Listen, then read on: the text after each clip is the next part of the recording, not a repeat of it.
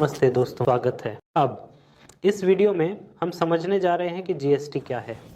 वस्तु और सेवा कर एक अप्रत्यक्ष कर है। भारत में वस्तुओं और सेवाओं की आपूर्ति पर उपयोग किया जाता है। यह एक व्यापक, बहुस्तरीय और गंतव्य आधारित कर है। व्यापक इसलिए क्योंकि इसने भारत में लगभग सभी अप्रत्यक्ष कर। जीएसटी एक नया कर नहीं है, बल्कि भारत में मौजूदा अप्रत्यक्ष करों की एक नई व्यवस्था है। पहले के अप्रत्यक्ष कर प्रणाली में केंद्रीय और राज्य दोनों द्वारा कई अप्रत्यक्ष कर लगाए जाते थे। सरकारें, राज्य मुख्य रूप से मूल्य संवर्धित कर वीएटी के रूप में कर एकत्र करते थे।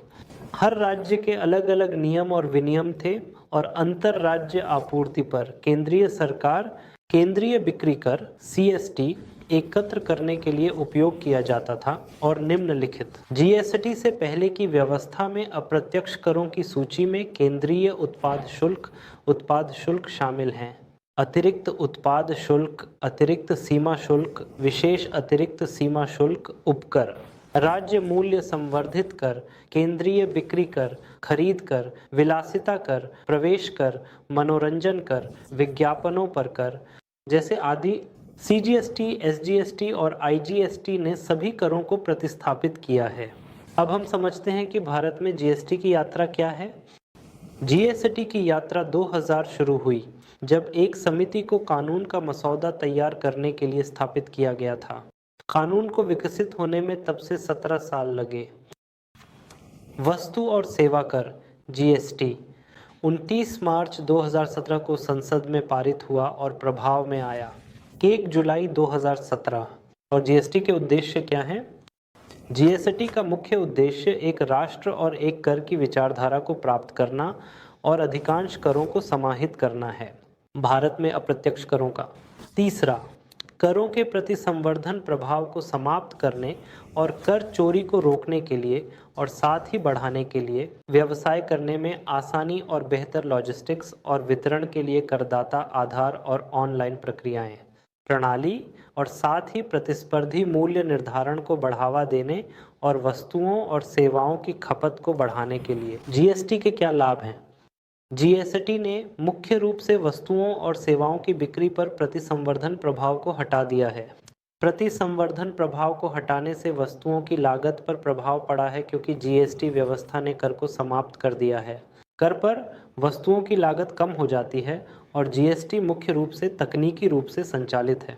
सभी गतिविधियों जैसे जीएसटी पंजीकरण, जीएसटी रिटर्न, जीएसटी रिफंड के लिए आवेदन और भी नोटिसों का उत्तर जीएसटी पोर्टल पर ऑनलाइन दिया जाना चाहिए, जिससे प्रक्रियाओं में तेजी आती है। और जीएसटी के घटक क्या हैं? इस जीएसटी प्रणाली में 3 घटक लागू होते हैं: केंद्रीय वस्तु एवं सेवा कर सीजीएसटी, राज्य वस्तु एवं सेवा कर एसजीएसटी और एकीकृत कर। सीजीएसटी का मतलब केंद्रीय वस्तु एवं सेवा कर और एसजीएसटी का मतलब राज्य वस्तु एवं सेवा कर और आईजीएसटी एकीकृत वस्तु और सेवा कर खड़ा है। और एक और प्रकार का कर है यूटीजीएसटी, केंद्रीय वस्तु एवं सेवा कर सीजीएसटी, जिसे हम बाद में चर्चा करेंगे आगामी सत्र पर। सही, धन्यवाद। नमस्ते दोस्तों, स्वागत है। अब इस वीडियो में हम जीएसटी के वर्गीकरण और आपूर्ति के स्थान को समझने जा रहे हैं। जीएसटी को कुल मिलाकर 4 प्रकारों में वर्गीकृत किया गया है। सीजीएसटी का मतलब केंद्रीय वस्तु एवं सेवा कर है और एसजीएसटी का मतलब राज्य वस्तु एवं सेवा कर है और आईजीएसटी मतलब समेकित वस्तु एवं सेवा कर है। और अंतिम एक यूटीजीएसटी का मतलब है केंद्र शासित प्रदेश वस्तु एवं सेवा कर। आपूर्ति का स्थान करों की लागुता को निर्धारित करता है। आइए एक उदाहरण लेते हैं। हम महाराष्ट्र राज्य में रह रहे हैं और हम राज्य के भीतर वस्तुओं या सेवाओं की आपूर्ति कर रहे हैं महाराष्ट्र का। फिर इस आपूर्ति को राज्य के अंदर आपूर्ति या स्थानीय आपूर्ति के रूप में जाना जाता है। इस आपूर्ति पर केंद्रीय वस्तु एवं सेवा कर सीजीएसटी और राज्य वस्तु एवं सेवा कर एसजीएसटी कर लगते हैं, लागू होगा।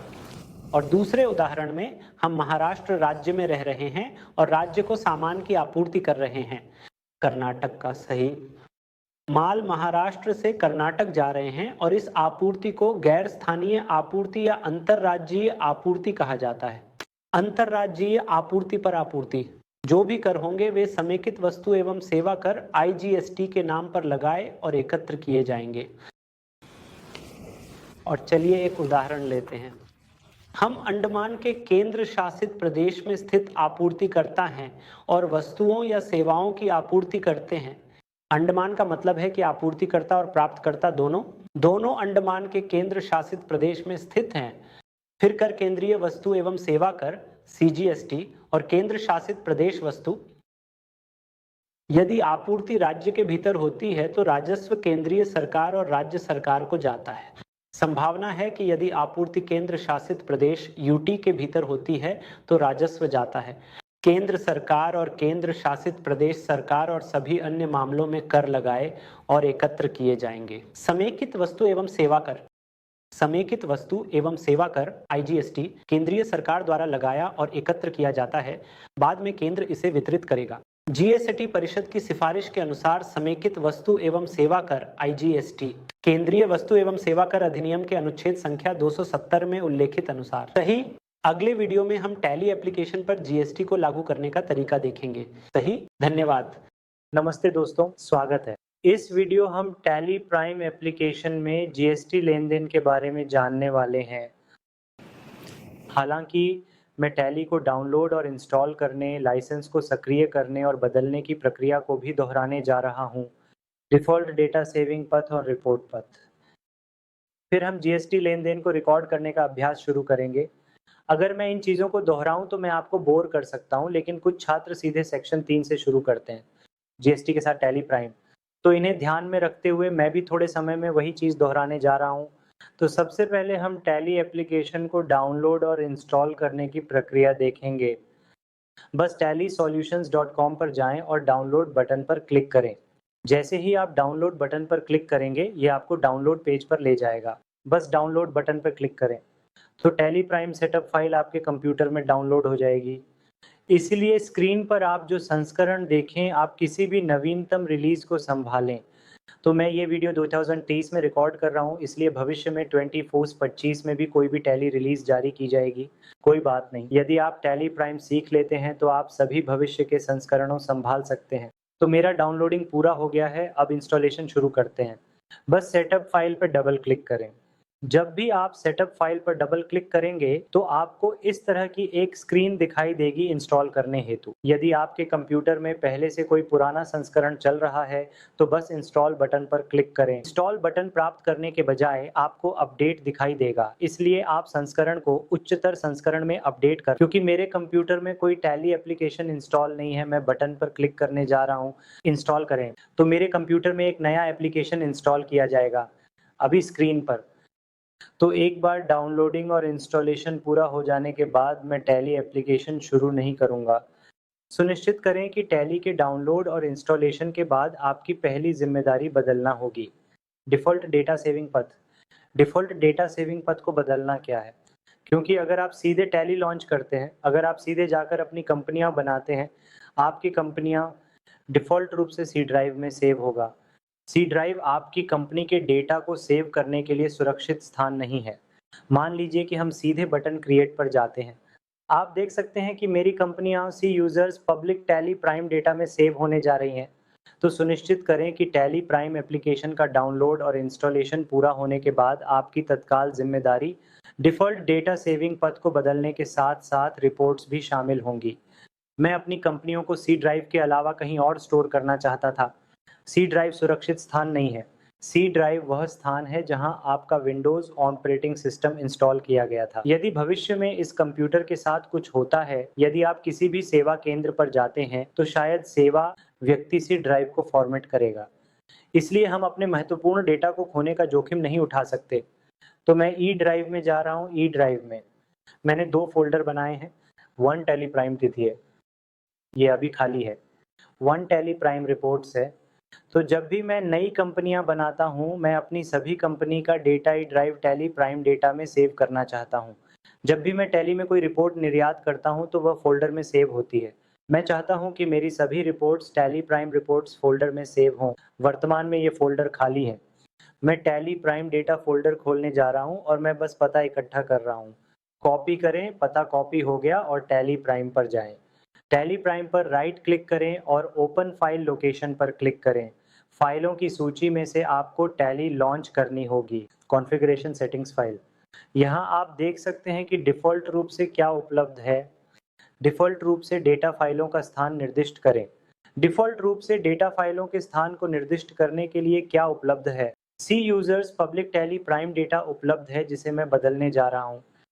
मैंने डिफ़ॉल्ट डेटा सेविंग पथ को बदल दिया है और एक और मैं टैली प्राइम रिपोर्ट्स फ़ोल्डर खोलूँगा और पता कॉपी करके उस नोटपैड में जाऊँगा।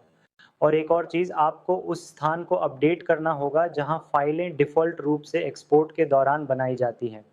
मैं चाहता हूँ कि मेरी सभी डिफ़ॉल्ट रिपोर्ट्स सी ड्राइव में नहीं बल्कि में सेव हों। ई ड्राइव और फिर सूट्रल प्लस एस। हाँ, तो मैंने बदल दिया है। Default data. नहीं, मैंने डिफ़ॉल्ट डेटा सेविंग पथ के साथ-साथ अपने एक्सपोर्ट्स पथ को भी बदल दिया है। ये 2 आपके लिए बहुत महत्वपूर्ण है। सूट्रल प्लस एस से परिवर्तन और बंद करें। अभी-अभी हमने डाउनलोड किया है। हमने टैली को इंस्टॉल कर लिया है और डिफ़ॉल्ट डेटा सेविंग पथ और रिपोर्ट्स पथ को भी अपडेट कर लिया है। अब मैं लॉन्च करने जा रहा हूँ। यदि आप एक शिक्षार्थी हैं, यदि आप टैली एप्लीकेशन सीख रहे हैं, तो आप बस टैली लॉन्च कर सकते हैं और उसमें काम कर सकते हैं। शैक्षिक मोड, लेकिन आप सभी प्रीमियम सुविधाओं का अनुभव नहीं कर सकते, जैसे ओनेंटो बैंक पुनर्मिलन, चेक, बुक प्रिंटिंग। आप जानते हैं, ई इनवॉइस जनरेशन और ई वेबिल जनरेशन केवल लाइसेंस वर्जन में ही अनुमति है। हालांकि 80 से 90% आप केवल टैली एप्लीकेशन ही सीख सकते हैं। ये चीज़ें शिक्षा मोड में अनुमति नहीं है। इसीलिए मैंने छात्रों से अनुरोध किया कि वे अभ्यास करें। वास्तविक समय के प्रैक्टिकल्स के लिए लाइसेंस खरीदें, कम से कम 1 महीने के लिए किराए का लाइसेंस। तो मेरे पास पहले से ही एक लाइसेंस है। मैं पुनः सक्रिय करने के बटन पर क्लिक करूंगा और हाँ, मैं इसे अभी पुष्टि करने जा रहा हूँ। आप बाएं कोने में देख सकते हैं कि आप टैली प्राइम शिक्षा देख रहे हैं। मैं लाइसेंस को सक्रिय करने के लिए पासवर्ड की पुष्टि करने जा रहा हूँ और मेरी टैली एक बार फिर से सक्रिय हो जाएगी लाइसेंस प्राप्त संस्करण के साथ, ताकि हम वास्तविक समय के प्रैक्टिकल कर सकें। अब आप E L I prime data देख सकते हैं। मेरी कंपनी का डेटा अब टैली प्राइम डेटा फ़ोल्डर में सेव नहीं होगा। बटन पर जाएं, बनाएं। तो आज हम टैली प्राइम एप्लीकेशन में जीएसटी के साथ जीएसटी लेन-देन को रिकॉर्ड करना सीखेंगे। Tally Prime application. मैं इस वीडियो संसाधनों में प्रश्न पत्र और नोट्स प्रदान कर रहा हूँ। कृपया प्रैक्टिकल करते समय इन्हें डाउनलोड करें, इसलिए बस उन्हीं चरणों का पालन करें जैसा मैं यहाँ कर रहा हूँ। तो पहला कदम क्या है? एक कंपनी का निर्माण और जीएसटी को सक्षम करना। हमारी कंपनी क्या है? हमारी कंपनी का नाम वी सॉल्यूशन है। वी सॉल्यूशंस के नाम से खातों की किताब तैयार करें और बनाए रखें। तो टैली एप्लीकेशन लॉन्च करने के बाद मैं क्रिएट बटन पर क्लिक करूंगा और मैं भरने जा रहा हूँ मेरी कंपनी की वी सॉल्यूशंस, और सुनिश्चित करें कि नई कंपनी बनाते समय पते की पुष्टि सबसे महत्वपूर्ण है। महत्वपूर्ण, जो भी पता आप अभी यहाँ पुष्टि कर रहे हैं वह आपके भविष्य के ई वे बिल के लिए उपयोगी होगा। और ई इनवॉइस जनरेशन, हम तेलंगाना राज्य से हैं और नई कंपनी बनाते समय पिन कोड 5003 है। इन फील्ड्स की पुष्टि महत्वपूर्ण है और यहाँ वर्तमान में मैं इस वीडियो को वर्ष 23 में रिकॉर्ड कर रहा हूँ और 24, तो वित्तीय वर्ष 1 अप्रैल 23 से शुरू हुआ। किताबें भी उसी दिन शुरू हुई, पहले 23 अप्रैल। और सुनिश्चित करें कि यदि आप अगले वित्तीय वर्ष में अभ्यास कर रहे हैं, वित्तीय वर्ष 24 से 25 दर्ज करें, जो 1 अप्रैल 24 से शुरू हो रहा है। यहाँ तक कि किताबें भी 24 अप्रैल से शुरू हो रही हैं। वित्तीय वर्ष के आधार पर आप प्रारंभ तिथि दर्ज करते हैं। दोनों फील्ड्स को Ctrl+A करें ताकि आप नोट्स, कंपनी प्रोफाइल देख सकें और Ctrl+A दबाएं। इसे सेव करने के लिए Ctrl+A दबाएं ताकि कंपनी बनते ही आपको कंपनी फीचर्स मिल सकें। स्क्रीन, जिसे टैली सेटिंग्स के कंट्रोल पैनल के रूप में भी जाना जाता है, सही है। तो आप इस कंपनी में कौन सी सुविधा का उपयोग करना चाहते हैं और कौन सी नहीं, इसे नियंत्रित कर सकते हैं। तो हाँ, आज मैं बिल वाइज नहीं चाहता, अलग अलग वीडियो पहले से ही बिल्स रिसीवेबल और बिल्स में रिकॉर्ड किए गए हैं। फिलहाल मुझे कोई भी परेशानी नहीं चाहिए, मुझे बस इस कंपनी में जीएसटी को सक्रिय करना है। हाँ, तो जीएसटी सक्षम करें। और टैली आपसे एक बार फिर सवाल करेगा, आपका राज्य और पंजीकरण प्रकार क्या है, और आपको अपनी कंपनी का विवरण प्रदान करना होगा। 15 अंकों का जीएसटी पंजीकरण नंबर कॉपी और पेस्ट करें। और यहाँ फिलहाल हम ई इनवॉइस पर चर्चा नहीं कर रहे हैं, इसलिए ई वे बिल भी नहीं। हम केवल खरीद और बिक्री को रिकॉर्ड करने पर ध्यान केंद्रित करेंगे। हम आगे के सत्रों में ई इनवॉइस और आय व्यय बिल पर चर्चा करेंगे। जीएसटी सक्रिय हो जाने के बाद Ctrl+A दबाएं और नई पंक्ति में जाएं। आपने कंपनी का जीएसटी दर और अन्य विवरण सेट और बदल दिया है। मैं आप सभी से अनुरोध कर रहा हूं कि इस फीचर को सक्षम न करें। यदि आप इस फीचर को सक्षम करते हैं तो यह आपसे किसी एक विशिष्ट प्रतिशत की पुष्टि करने के लिए कहेगा। मान लीजिए अगर मैं 18% की पुष्टि करता हूं तो मेरी सभी भविष्य की खरीद और बिक्री उसी के तहत कर लगाई जाएंगी, प्रतिशत की परवाह किए बिना। उत्पाद प्रतिशत मान लीजिए यहाँ कौन कॉन्फ़िगर करेगा? मान लीजिए कि मैं एक स्वर्ण आभूषण व्यवसाय चला रहा हूँ जहाँ कुल खरीद और बिक्री पर 3% कर लगाया जाता है। कुल सोने के पास केवल एक HSN कोड है, इसलिए प्रत्येक आभूषण जीएसटी HSN नंबर जीएसटी प्रतिशत कॉन्फ़िगर करने में अपना समय बर्बाद करने के बजाय मैं यहाँ कंपनी स्तर पर सीधे जीएसटी विवरण की पुष्टि कर सकता हूँ। लेकिन आज अगर आप देखें तो हम एक अलग कर वस्त्रों से निपट रहे हैं। कुछ वस्त्र 18 अलग-अलग HSN कोड के तहत नोकिया G20, 12% अलग HSN कोड, सोलर पैनल 0 अलग HSN कोड। तो मैं अपनी पूरी कंपनी के लिए कोई 1% तय नहीं कर सकता। तो इस फीचर का उपयोग कौन करेगा? वे व्यवसाय जो केवल एकल कर वस्तु के साथ काम कर रहे हैं। वहाँ केवल एक HSN कोड है जिसमें 1% जीएसटी शामिल था। वे लोग कंपनी स्तर पर जीएसटी विवरण अपडेट कर सकते हैं। तो अभी तक परिभाषित नहीं और सहेजा गया। आप इसे नोट्स पर भी बहुत स्पष्ट रूप से देख सकते हैं। हमने उल्लेख किया कि कंपनी स्तर पर जीएसटी विवरण को कॉन्फ़िगर न करें। हम जीएसटी प्रतिशत विवरण को वस्तु स्तर या सेवा स्तर पर कॉन्फ़िगर करेंगे क्योंकि हम एक से अधिक के साथ काम कर रहे हैं। कर वस्तु सामान, ये सुविधा हमारे लिए उपयुक्त नहीं है। हाँ, तो हम इसे आइटम स्तर पे कॉन्फ़िगर करेंगे। हाँ, सेवा स्तर। तो हमने चरण 8 कंपनी का निर्माण पूरा कर लिया है और अब हम चरण 2 निर्माण की ओर बढ़ रहे हैं, सामान्य खातों का। जीएसटी लेन-देन को रिकॉर्ड करने में कुछ सामान्य लेजर उपयोग किए जाते हैं। खरीद, बिक्री, सीजीएसटी, एसजीएसटी, आईजीएसटी और फिर आपके पास राउंड ऑफ है जो पैसे को निकटतम रुपये में समायोजित करने के लिए उपयोग किया जाने वाला एक खाता है। तो यहाँ टैली के गेटवे से सामान्य लेजर बनाने का पथ क्या है? क्रिएट पर जाएं और टैली के गेटवे से लेजर का चयन करें। क्रिएट पे जाएं और फिर कौन सा लेजर चुनें। लेजर खरीद समूह का पहला सामान्य लेजर नाम क्या है जो खरीद के अंतर्गत आता है? और यह है, क्या खरीद खाता एक प्रकार का छूट खाता है? नहीं। क्या इस खरीद का उपयोग किसी पैसे के समायोजन के लिए किया जाता है? तो लागू नहीं होता। ये पूछ रहा है कि खरीद एक ड्यूटी लेजर है। क्या खरीद एक कर प्रकार की लेजर है? नहीं। जब हम सीजीएसटी, एसजीएसटी, आईजीएसटी बना रहे थे वे ड्यूटी लेजर हैं। वे कर खाता खरीद एक सामान्य खाता है जिसका उपयोग व्यापार खाते में खरीदारी की रिपोर्ट करने के लिए किया जाता है, न कि नहीं ये कोई शुल्क या कर खाता नहीं है इसलिए लागू नहीं है। खरीद पर जीएसटी लागू है। हाँ, चूंकि हम खरीद पर कर योग्य वस्तुएं खरीद रहे हैं इसलिए जीएसटी लागू होता है। जीएसटी का कितना प्रतिशत लागू होता है ये पूछ रहा है। हम लेजर स्तर पर भी किसी प्रतिशत की पुष्टि नहीं करते।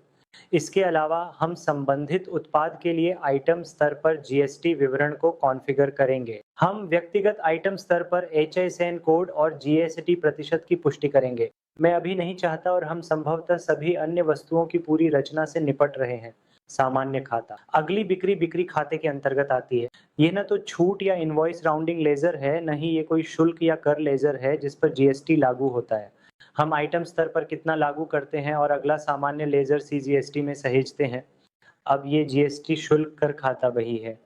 जीएसटी किस प्रकार का कर है? सी का मतलब है सीजीएसटी, अगला एसजीएसटी शुल्क और कर। जीएसटी एस के लिए एसजीएसटी, अगले आईजीएसटी शुल्क और कर। जीएसटी आई फॉर आईजीएसटी और आखिरी खाता जो आपके पास है वह राउंड ऑफ है। राउंड ऑफ एक खाता वही है जो विशेष रूप से इनवॉइस राउंडिंग के लिए उपयोग किया जाता है। कभी ये आपको आय में छोड़ता है, कभी ये आपको नुकसान में छोड़ता है। मान लीजिए आपको 110 पैसे भुगतान करना है। कितना भुगतान करेंगे तो 10 पैसे का लाभ है। मान लीजिए आपको 110 पैसे प्राप्त करने हैं। आपको कितना प्राप्त होगा? आपको 100 प्राप्त होते हैं। फिर से 10 पैसे का नुकसान हुआ है। तो कभी-कभी पैसे के आधार पर ये होगा। ये आपको आय देगा, कभी-कभी ये आपको खर्च की ओर ले जाएगा। मैं इसे अभी वित्तीय वर्ष में कई पैसे समायोजन रिकॉर्ड करने के बाद व्यय के रूप में मानूंगा, अंतिम मूल्य के आधार पर। यदि ये आय है तो मैं इसे आय में बदल दूंगा, अगर ये खर्चे हैं तो मैं इसे खर्चे के रूप में ही रखूंगा। तो अभी के लिए इसे अप्रत्यक्ष खर्च के रूप में पुष्टि करें। और यह राउंड ऑफ एक विशेष खाता बही है जिसका उपयोग इनवॉइस राउंडिंग के लिए किया जाता है। हाँ, और हम हमेशा सामान्य राउंडिंग का पालन करते हैं, अधिकतम निकटतम RS1 तक, और सेव करते हैं। तो हमने दूसरा चरण पूरा कर लिया है, सामान्य लेजर बनाना। आप स्पष्ट रूप से देख सकते हैं, जबकि किसी भी खरीद खाता, बिक्री खाता या CGST या SGST खाता बनाना, हमने कोई GST विवरण कॉन्फ़िगर नहीं किया। हम केवल आइटम स्तर पर GST विवरण प्रदान करेंगे। अब हम स्टॉक आइटम्स बनाने की प्रक्रिया शुरू करेंगे। हम टैली में स्टॉक आइटम कैसे बना सकते हैं? इसके लिए गेटवे ऑफ टैली से क्रिएट पर जाएं और स्टॉक आइटम चुनें। जाकर बनाने के लिए जाएं और स्टॉक आइटम चुनें। इसलिए स्टॉक आइटम बनाते समय सुनिश्चित करें कि आप आइटम का नाम और आइटम का माप सत्यापित करें। आइटम के GST विवरण और आइटम का GST प्रतिशत आपको आइटम स्तर पर प्रदान करना होगा। और ये सभी आइटम्स हैं जो आज की हमारी कक्षा में शामिल हैं। तो आइटम के व्यापार नाम में शामिल पहला आइटम क्या है? Nokia watch. मैं इस नाम को कॉपी करूंगा, वस्तु का नाम नोकिया घड़ी। ये मुझसे अब पूछ रहा है कि इस उत्पाद का माप क्या है। आप किलो, मीटर, सेंटीमीटर, ट्यून, दर्जन, टुकड़े, संख्या कैसे मापते हैं? हम संख्या 1 को कैसे मापते हैं? नोकिया घड़ी की संख्या 2, नोकिया घड़ी की संख्या। तो हम इस उत्पाद को संख्याओं में कैसे मापने जा रहे हैं? संख्याओं का माप अभी तक नहीं बनाया गया है। तो यहाँ आप Alt+C बटन दबा सकते हैं या विकल्प क्रिएट पर जा सकते हैं और माप का प्रतीक, नॉस, पूर्ण रूप संख्या, मात्रा कोड, भी संख्या। और यहाँ सिस्टम मुझसे पूछ रहा है कि कितने दशमलव स्थान होने चाहिए, क्या ये नोकिया घड़ी अंशों में बेची जा सकती है? शेयरों की अनुमति नहीं है। हम Yen.5 मोबाइल नहीं बेच सकते, या तो 8 मोबाइल या 2 मोबाइल, लेकिन Yen.5 मोबाइल नहीं, इसलिए दशमलव स्थान की आवश्यकता नहीं है। किलो बनाते समय इसे 0 रखें। आप 3 दशमलव स्थान डाल सकते हैं, जैसे 1.5 किलो 1,500, आधा किलो 0.500। उनके लिए दशमलव स्थान की आवश्यकता होती है। 1 मोबाइल हो, 2 मोबाइल, 1.5 मोबाइल, अनुमति है। तो 0 दशमलव स्थान, हाँ, इस उत्पाद पर GST लागू है।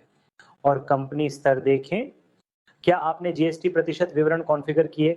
नहीं। तो यदि आपने पहले से कॉन्फ़िगर किया है तो आप कंपनी या स्टॉक समूह स्तर के अनुसार विकल्प चुन सकते हैं। तो डेटा इस आइटम में आयात किया जाएगा। मुझे ऐसा नहीं चाहिए, मैं यहाँ अलग से विवरण निर्दिष्ट करना चाहता था। उत्पाद का HSN कोड क्या है? I102 विवरण क्या है? नोकिया वॉच पर GST दर क्या है? कृपया यहाँ निर्दिष्ट करें। क्या यह कर योग्य है या छूट प्राप्त, शून्य दर वाला या गैर GST? इन सभी को एक बार देखेंगे। मान लीजिए गैर GST।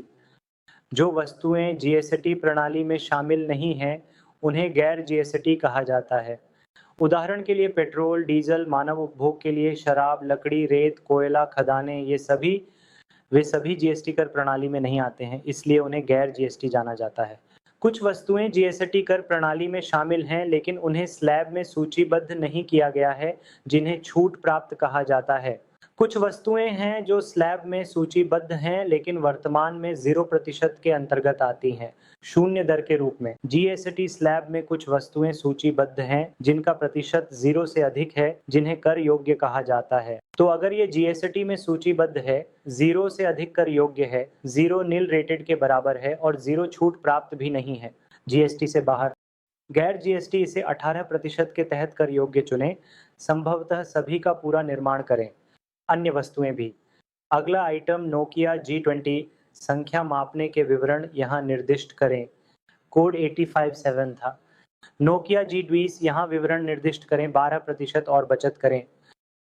अगला आइटम हमारे पास डेल XPS लैपटॉप है जिसकी संख्या निर्दिष्ट विवरणों के अनुसार 871 है, और फिर यहाँ 18% का विवरण दर्ज करें और सेव करें। अगला आइटम हमारे पास Epson i9 प्रोजेक्टर है जिसमें कोड में निर्दिष्ट विवरणों की संख्या का माप है। उत्पाद 8728 था और यहाँ 18% के तहत विवरण निर्दिष्ट करें। और आखिरी आइटम हमारे पास सोलर पैनल है और सुनिश्चित करें। वास्तव में सोलर पैनल केवल हमारे प्रैक्टिकल्स के लिए कर योग्य है। हम केवल अपने प्रैक्टिकल्स के लिए विचार कर रहे हैं।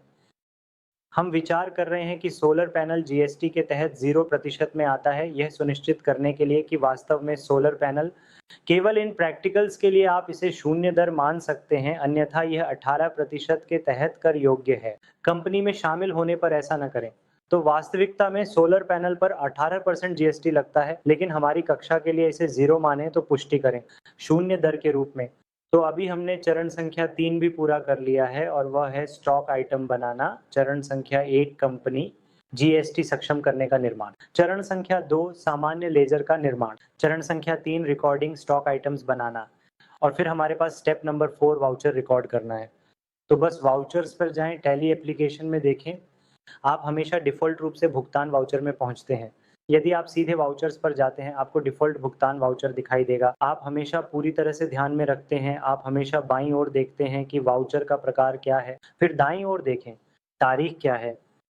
तो प्रश्न को देखें, 1 अगस्त को आपसे कौन सा सवाल पूछा गया था? निम्नलिखित वस्तुओं को खरीदें, इसीलिए आपको डिफ़ॉल्ट रूप से खरीद वाउचर पर स्विच करना होगा। आप यहाँ पहुँच गए हैं, भुगतान वाउचर, आपको खरीद वाउचर पर स्विच करना होगा, खरीद पर क्लिक करें। फिर आप दाईं ओर देखें, दाईं ओर की तारीख क्या है? 8 अप्रैल। प्रश्न में सबसे पहले कौन सी तारीख उपलब्ध थी? 23 अगस्त। तो आप F2 दबाते हैं या बटन तारीख पर क्लिक करते हैं और तारीख को 1 अगस्त में बदलते हैं। आप हमेशा टैली में याद रखते हैं, पहले बाईं ओर देखें और फिर दाईं ओर देखें। तो अब आप याद रखें कि हम खरीद वाउचर में जिन पार्टियों को बना रहे हैं, उन्हें विक्रेता पार्टी और विक्रेता कहा जाता है। पार्टी विविध के अंतर्गत आती है। बिक्री वाउचर में लेनदारों और पार्टियों को ग्राहक पार्टियों के रूप में बनाया जा रहा था। और याद रखें कि ग्राहक पार्टियां विविध देनदारों के अंतर्गत आती हैं। और पार्टी लेजर बनाते समय आपको पता, राज्य, पिन कोड और जीएसटी नंबर की स्थिति को अपडेट करना होगा। साथ ही जैसे स्क्रीन पर दिखाया गया है, याद है? हाँ, तो प्रश्न के अनुसार यदि आप 1 अगस्त को बजाज इलेक्ट्रॉनिक्स से निम्नलिखित वस्तुएं खरीदी हैं, खरीद वाउचर, देखें कि चालान संख्या क्या है। हम ARL शोर से 75 खरीद रहे हैं, तो हम किससे सामान खरीद रहे हैं? हम बजाज से सामान खरीद रहे हैं, लेकिन क्या बजाज का नाम पहले से ही बनाया गया है? अभी नहीं। अब हम RT+C कैसे बनाते हैं, या आप बटन पर भी क्लिक कर सकते हैं, बस बनाएं। हाँ, बजाज इलेक्ट्रॉनिक्स एक विक्रेता पार्टी है, इसलिए यह विविध लेनदार के अंतर्गत आता है। और पार्टियों को बनाते समय आपको राज्य की पुष्टि करनी होगी और कम से कम पिन कोड की पुष्टि करनी होगी। डमी पिन कोड आप अपडेट करते रहें, ताकि आपको भविष्य में भी पिन कोड अपडेट करने की आदत हो जाए। और पंजीकरण स्थिति की पुष्टि करें, क्योंकि पार्टी भी पंजीकृत है, और जीएसटी नंबर को कॉपी पेस्ट करें जब आप बना रहे हो आपकी पार्टियां। सुनिश्चित करें कि एक सही समूह और पता, राज्य पिन कोड के साथ साथ जीएसटी नंबर को अपडेट करें, Ctrl+A और बस इसे स्वीकार करते रहें। स्वीकार करें, स्वीकार करें, स्वीकार करें। स्पेस बार, मदद के लिए स्पेस बार। हाँ, हम बजाज से खरीद रहे हैं। आप क्या खरीद रहे हैं? Nokia watch. नोकिया वॉच कितनी मात्रा में? 100 मात्रा किस कीमत पर? 1090। Space bar. 2 item Nokia G20 कितना? 100 किस कीमत पर? 25,600। तीसरी पंक्ति में, तीसरी पंक्ति में और अगली पंक्ति में एक पंक्ति जोड़ें जब कोई आइटम जोड़ने के लिए नहीं है। यदि आपको यह जानकारी है कि कोई आइटम जोड़ने के लिए नहीं है, तो आप टैली को बता सकते हैं कि कोई आइटम नहीं है, अगली पंक्ति में जोड़ा जाएगा, तो टैली जीएसटी जोड़ने का मौका देगा। यदि आप आइटम से लेजर्स पर जाना चाहते हैं, तो आपको बस स्पेस बार दबाना है। तो जब भी आप स्पेस बार दबाते हैं, आप स्टॉक आइटम्स की दाईं ओर की सूची में कौन सी सूची देख रहे हैं? आप टैली को यह बताते हैं कि कोई आइटम जोड़ने के लिए नहीं है। इसके लिए अंत सूची का चयन करें और फिर से स्पेस बार दबाएं। अब आप यहाँ लेजर देख सकते हैं। मैं इसे एक बार फिर दोहराता हूँ, सभी आइटम्स को प्लस में जोड़ने के बाद एक पंक्ति। यदि कोई आइटम जोड़ने नहीं है, तो आपको जीएसटी जोड़ना है। जीएसटी एक खाता वही है। तो अब आपका कर्सर आइटम्स पर चल रहा है। आइटम्स से लेजर स्पेस पर जाने के लिए सूची के अंत में स्पेस दबाएं। तो यहाँ है एक स्थानीय आपूर्ति। तो किस प्रकार के कर लागू होंगे? CGST plus SGST। इस तरह आपको इसका रिकॉर्ड बनाना होगा। क्या मैं इसे सेव कर सकता हूँ? अब आप इसे कैसे सेव करते हैं? Ctrl+A। हाँ, अगला लेन देन संख्या 2 अगस्त को आप बाईं ओर देखें, दाईं तरफ की तारीख गलत है। बटन पर तारीख पर क्लिक करें और इसे 2 अगस्त में बदलें। हाँ, इस बार हम कैट टेक्नोलॉजी से इनवॉइस नंबर 101 के साथ सामान खरीद रहे हैं। विक्रेता का नाम क्या है? Cat Technologies Private Limited. लेकिन विक्रेता यहाँ नहीं बनाया गया है। ALT+C कैट टेक्नोलॉजीज को अन्य लेनदारों के अंतर्गत आता है और यह महाराष्ट्र राज्य से है, तो पुष्टि करें महाराष्ट्र, और जीएसटी नंबर की पुष्टि भी करें। महाराष्ट्र न्यायालय 27 Ctrl+A। अब आपका विक्रेता नाम भी बनाया गया है।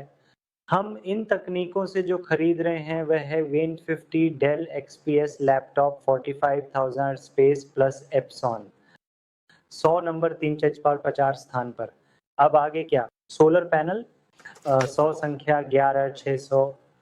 अगली पंक्ति में प्रवेश करें। क्या करते हैं? सूची के अंत में स्थान IGST के लिए जाएं क्योंकि ये एक गैर स्थानीय है। IGST के लिए जाएं और Ctrl+A दबाएं। अगला लेन देन संख्या 3। लेन देन के बारे में क्या? नंबर 3 पर निम्नलिखित वस्तुएं बेची गईं। आप बाईं ओर देखें, आपको बिक्री वाउचर पर स्विच करना होगा। बस सरलता से बिक्री बटन पर क्लिक करें। हाँ, अब आपको तारीख को बदलकर F2 18 अगस्त करना है। 18 अगस्त को हम जिनको सामान बेच रहे हैं, हम सहारा एंटरप्राइजेस को सामान बेच रहे हैं। Alt+C उपाय सहारा एंटरप्राइजेस, ये विविध देनदार के अंतर्गत आता है, वह हमारे ग्राहक हैं। हाँ, तो मान लीजिए कि ये पार्टी गुवाहाटी से है। असम से असम 781007 और GST नंबर के लिए जाएं।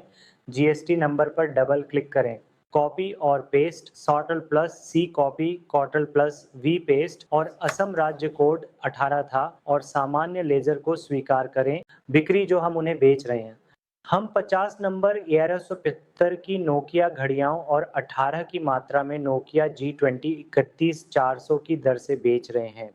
Space Dell XPS laptop 11 number Symphony 900 और 600 और फिर सभी आइटम्स को जोड़ने के बाद प्लस एक लाइन स्पेस, सूची के अंत में स्पेस, गैर स्थानीय। तो IGST के लिए जाएं और यहाँ आप देख सकते हैं कि इसमें पैसे शामिल हैं। हम सहारा से RS429 और 50 पैसे नहीं मांग सकते। सही, आप अतिरिक्त राउंड जोड़ें। अब आप प्रिंट प्रीव्यू चेक करने के लिए सहारा से RS430 मांग सकते हैं। दबाएं, Ctrl+P दबाएं और बटन प्रीव्यू पर जाएं।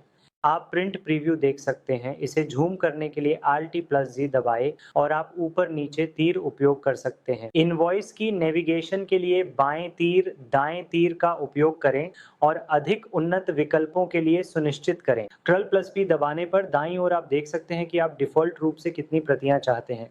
यदि आप प्रीव्यू में जाते हैं तो आप कोई भी स्थिति नहीं देख सकते, डुप्लीकेट हो या ट्रिप्लिकेट हो। तो Ctrl+P दबाने के बाद आप क्या करते हैं? बस कॉपियों की संख्या पर जाएं, 3 जोड़ें और सभी प्रकार स्वीकार करें। यदि आप प्रीव्यू पर जाते हैं तो आप देखेंगे कि पहले इनवॉइस पर प्राप्तकर्ता के लिए स्थिति अब ओरिजिनल है। यदि आप 2 इनवॉइस पर जाते हैं तो आपको ट्रांसपोर्टर के लिए डुप्लीकेट दिखाई देगा। यदि आप 3 इनवॉइस पर जाते हैं तो आप देखेंगे कि जहां यह विकल्प उपलब्ध है वहां सप्लायर के लिए ट्रिप्लिकेट की स्थिति है और प्रतियों की सही संख्या। यहाँ तक कि अगर आप एक प्रिंटर चुनना चाहते थे, अगर आप एक पेपर साइज चुनना चाहते थे तो आपको क्लिक करना होगा। प्रिंटर बटन दबाएं और उस प्रिंटर का चयन करें जो आपके कंप्यूटर से जुड़ा हुआ है और प्रिंटर के आधार पर आपके चयन के अनुसार पेपर के आकार उपलब्ध होंगे। सुनिश्चित करें कि टैली में पेपर चयन उपलब्ध नहीं है। कागज का चयन प्रिंटर पर निर्भर करता है। आपने मेरे लैपटॉप को एक कैनन प्रिंटर से जोड़ा ताकि मैं A4, A5 और B5 देख सकूं। मेरा कैनन प्रिंटर सक्षम है केवल इन आकारों को प्रिंट करने के। आप जानते हैं, मान लीजिए अब आप देख सकते हैं कि आप A3 पेपर नहीं देख सकते, है ना? क्योंकि मेरा प्रिंटर A3 आकार के कागज को प्रिंट करने में सक्षम नहीं है। तो जिस प्रिंटर को आपने कनेक्ट किया है उसके आधार पर ये उपलब्ध होंगे। तो मान लीजिए कि डिफ़ॉल्ट रूप से A4 सक्रिय है, ये लंबा आकार है। तो अगर आप लेना चाहते थे और वर्तमान में ये A4 आकार का कागज़ है, अगर आप प्रिंट करना चाहते थे, आपका इनवॉइस आधे आकार में है जिसे वास्तव में A5 के रूप में जाना जाता है। अगर आप A5 को 2 गुना करेंगे तो यह A4 बने। यदि आप एक और A4 जोड़ते हैं तो ये A3 बन जाएगा। तो मेरा प्रिंटर A4 पेपर और A5 पेपर पर प्रिंट करने में सक्षम है, लेकिन A3 पर नहीं, इसलिए विकल्प उपलब्ध नहीं है। तो आप अपनी पसंद का कोई भी पेपर चुन सकते हैं। इस बार मैं A5 चुनूंगा और ठीक है, अब अगर आप प्रीव्यू में जाएंगे तो आपको थोड़ा संक्षिप्त दिखाई देगा। आप देख सकते हैं कि अक्षर स्पष्ट नहीं है क्योंकि यह एक छोटा कागज है। इन सबको याद रखें और सेव करें। हम अगला लेन देन रिकॉर्ड करेंगे, नंबर 4, जो 27 तारीख को हिंदुस्तान एंटरप्राइजेस को माल बेचा गया था। अगस्त का तारीख को 27 अगस्त में बदलना है। Alt+C ग्राहक का नाम हिंदुस्तान नहीं बनाया गया। Alt+C हिंदुस्तान सन्ड्री डेप्टर और इसे सुनिश्चित करें। पार्टी दिल्ली राज्य से है, दिल्ली में वही पुष्टि की और उस विशेष पार्टी का GST नंबर कॉपी पेस्ट करें। दिल्ली राज्य कोड 07 है और बस स्वीकार करें कि हम हिंदुस्तान कंपनी को क्या बेच रहे हैं। हम एप्सन बेच रहे हैं। एप्सन एक नंबर 44,600 प्लस पर, नोकिया G21 संख्या लगभग 32,000 plus solar panel 61 plus 1 line में संख्या 58,600 पर है। आप करते हैं। सूची के अंत में स्पेस दें और IGST के लिए जाएं, कॉटरल प्लस ए सेव करें। अगला, हम ग्लोबल एंटरप्राइजेज को सामान बेच रहे हैं जो तेलंगाना में स्थित एक कंपनी है लेकिन पंजीकृत नहीं है। 31 अगस्त तक माल किसे बेचा जा रहा है? वैश्विक उद्यम। पार्टी किस राज्य से है? तेलंगाना से। मैं हैदराबाद और तेलंगाना पिन कोड के रूप में पुष्टि करूंगा। और पंजीकरण की स्थिति क्या है? पार्टी पंजीकृत नहीं है, अपंजीकृत के लिए जाएं। तो इसे वास्तव में B2C सप्लाई कहा जाता है, जिसमें एक पंजीकृत व्यक्ति उपभोक्ता को सामान बेचता है, एक और अपंजीकृत व्यक्ति। तो इस आपूर्ति को B2C आपूर्ति बिक्री के रूप में जाना जाता है। और यहाँ हम सामान बेच रहे हैं। कौन सा सामान? एप्सन 1 नंबर 47,600 पर प्लस नोकिया G20। हमने एक संख्या 32,000 प्लस सोलर पैनल बेचे। गैलन को $48,600 पर बेचा क्योंकि यह स्थानीय है। इसमें CGST और SGST जोड़ें। 73368।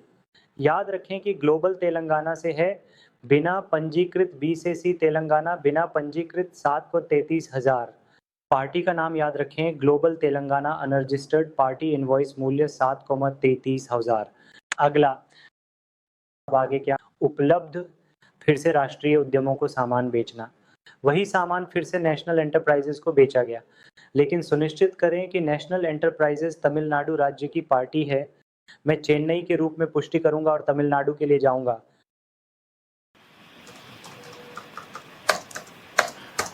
और पार्टी को अपडेट करें कि वह अपंजीकृत है। स्थिति को अपंजीकृत के रूप में पुष्टि करें और सहेजें। सुनिश्चित करें कि वैश्विक तेलंगाना अपंजीकृत, राष्ट्रीय उद्यम तमिलनाडु अपंजीकृत, इनको याद रखें। दो पार्टियों का बिना पंजीकृत चालान मूल्य 7,000 से ऊपर है, एक संख्या 44,600 के साथ। इसके अलावा हमने नोकिया G20 बेचा। हमने एक संख्या बेची और उसके बाद जो बेचा। सोलर पैनल 11 मात्रा 68 स्थान, सूची के अंत में स्थान क्योंकि यह गैर स्थानीय है। IGST के लिए जाएं और कॉटरल प्लस ए से सेव करें। अभी हमने लेन देन को रिकॉर्ड करना पूरा किया है और क्या आपको याद है? मैं डेबुक F2 स्पेस पे जाऊंगा। तारीख हटाएं, प्रवेश करें। मैंने बिक्री रिकॉर्ड कर ली है। सहारा पंजीकृत देखें, हिंदुस्तान अपंजीकृत। ये 2 इनवॉइस GSTR1 में B2B में जाते हैं। ये डेटा किस टेबल में जाता है? Table number 4 B2B business to business supply में। लेकिन अपंजीकृत पार्टियों के लिए 2 तालिकाएं हैं। एक को व्यवसाय से उपभोक्ता बड़े के रूप में जाना जाता है। टेबल नंबर 5 एक और व्यवसाय से उपभोक्ता छोटा। Table number 7।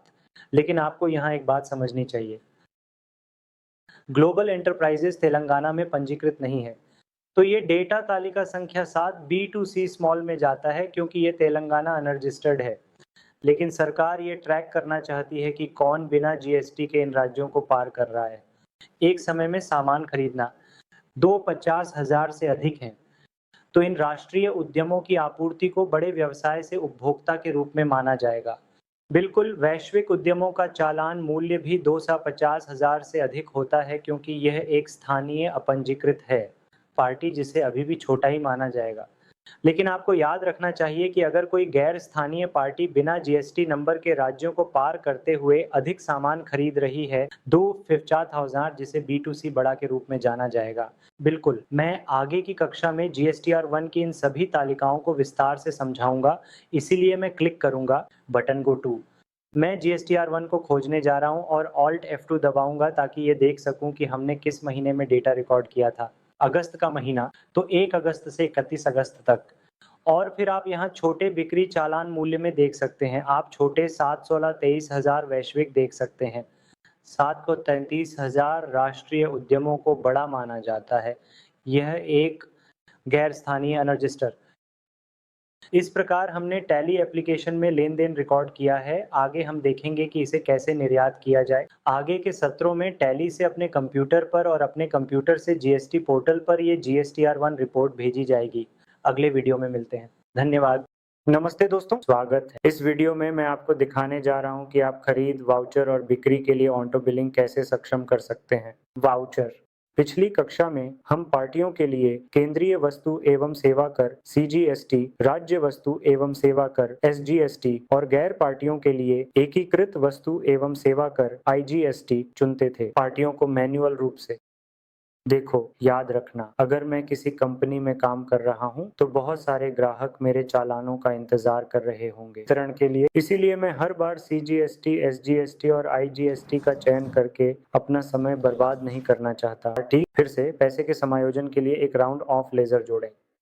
मैं बस इसे स्वचालित गणना बनाना चाहता था। मैं केवल पार्टियों और वस्तुओं पर ही ध्यान केंद्रित करूंगा। GST का ध्यान केवल टैली एप्लीकेशन द्वारा रखा जाना चाहिए। हम देखने हैं कि हम इसे कैसे सुलझा सकते हैं। और एक बात, पिछली कक्षा में मैंने केंद्रीय वस्तु एवं सेवा कर CGST, राज्य वस्तु एवं सेवा कर खरीद के लिए CGST, SGST, IGST को अलग-अलग बनाए रखें, जैसे इनपुट CGST को इनपुट SGST, इनपुट IGST और अलग-अलग। बिक्री के लिए CGST, SGST, आउटपुट SGST और IGST है।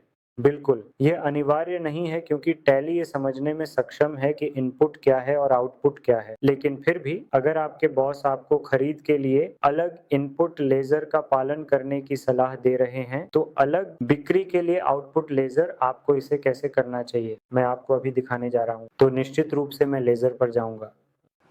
CGST और SGST लेजर उपलब्ध है। सिर्फ आपको समझाने के लिए एक बार फिर मैं इनपुट लेजर और आउटपुट लेजर बना रहा हूँ। मैं पहले लेजर बनाने जाऊंगा। मैं यहाँ हूँ, इनपुट बनाना। केंद्रीय वस्तु एवं सेवा कर CGST शुल्क और करों में आता है। केंद्रीय वस्तु एवं सेवा कर। अगला मैं इनपुट राज्य वस्तु एवं सेवा कर SGST बना रहा हूँ। अगला इनपुट एकीकृत वस्तु एवं सेवा कर IGST शुल्क और कर GST, एकीकृत IGST और सहेज। अगला मैं बिक्री के आउटपुट के लिए आउटपुट बनाने जा रहा हूँ। केंद्रीय वस्तु सेवा कर CGST शुल्क कर, केंद्रीय वस्तु एवं सेवा कर। अगला आउटपुट राज्य GST, हाँ,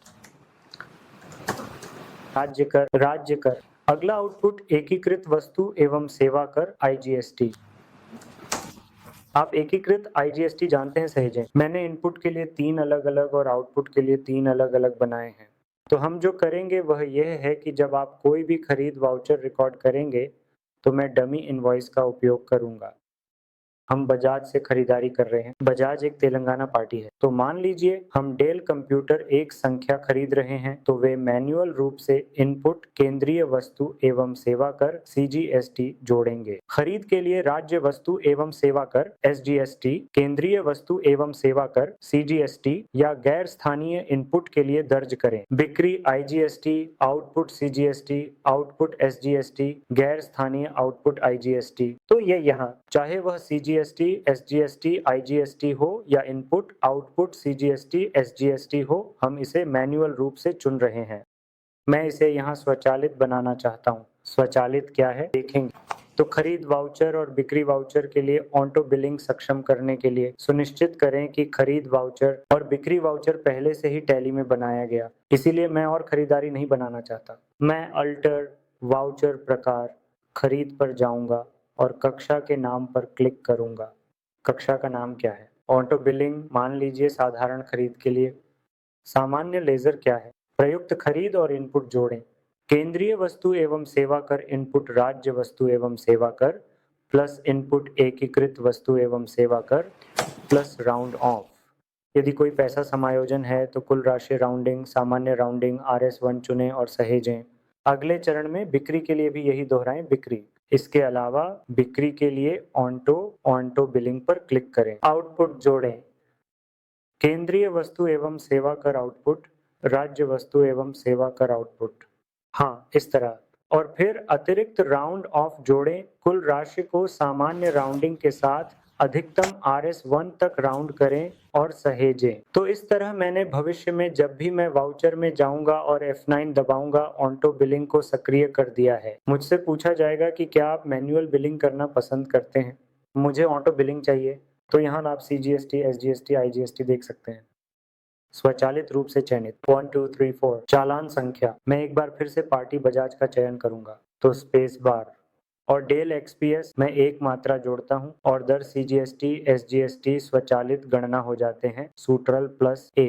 इस तरह आप पार्टी और आइटम्स पर अधिक ध्यान केंद्रित कर सकते हैं भले ही आप बिक्री के लिए जाएं। बिक्री साथ ही ऑटो बिलिंग। हाँ, मान लीजिए मैं सहारा को सामान बेच रहा हूँ। सहारा एक गैर स्थानीय पार्टी है। मान लीजिए मैं एक डेल XPS बेच रहा हूँ। आप लाइव इनवॉइस पर वस्तु एवं सेवा कर IGST की गणना देख सकते हैं। आप CGST, SGST, IGST और राउंड ऑफ देख सकते हैं।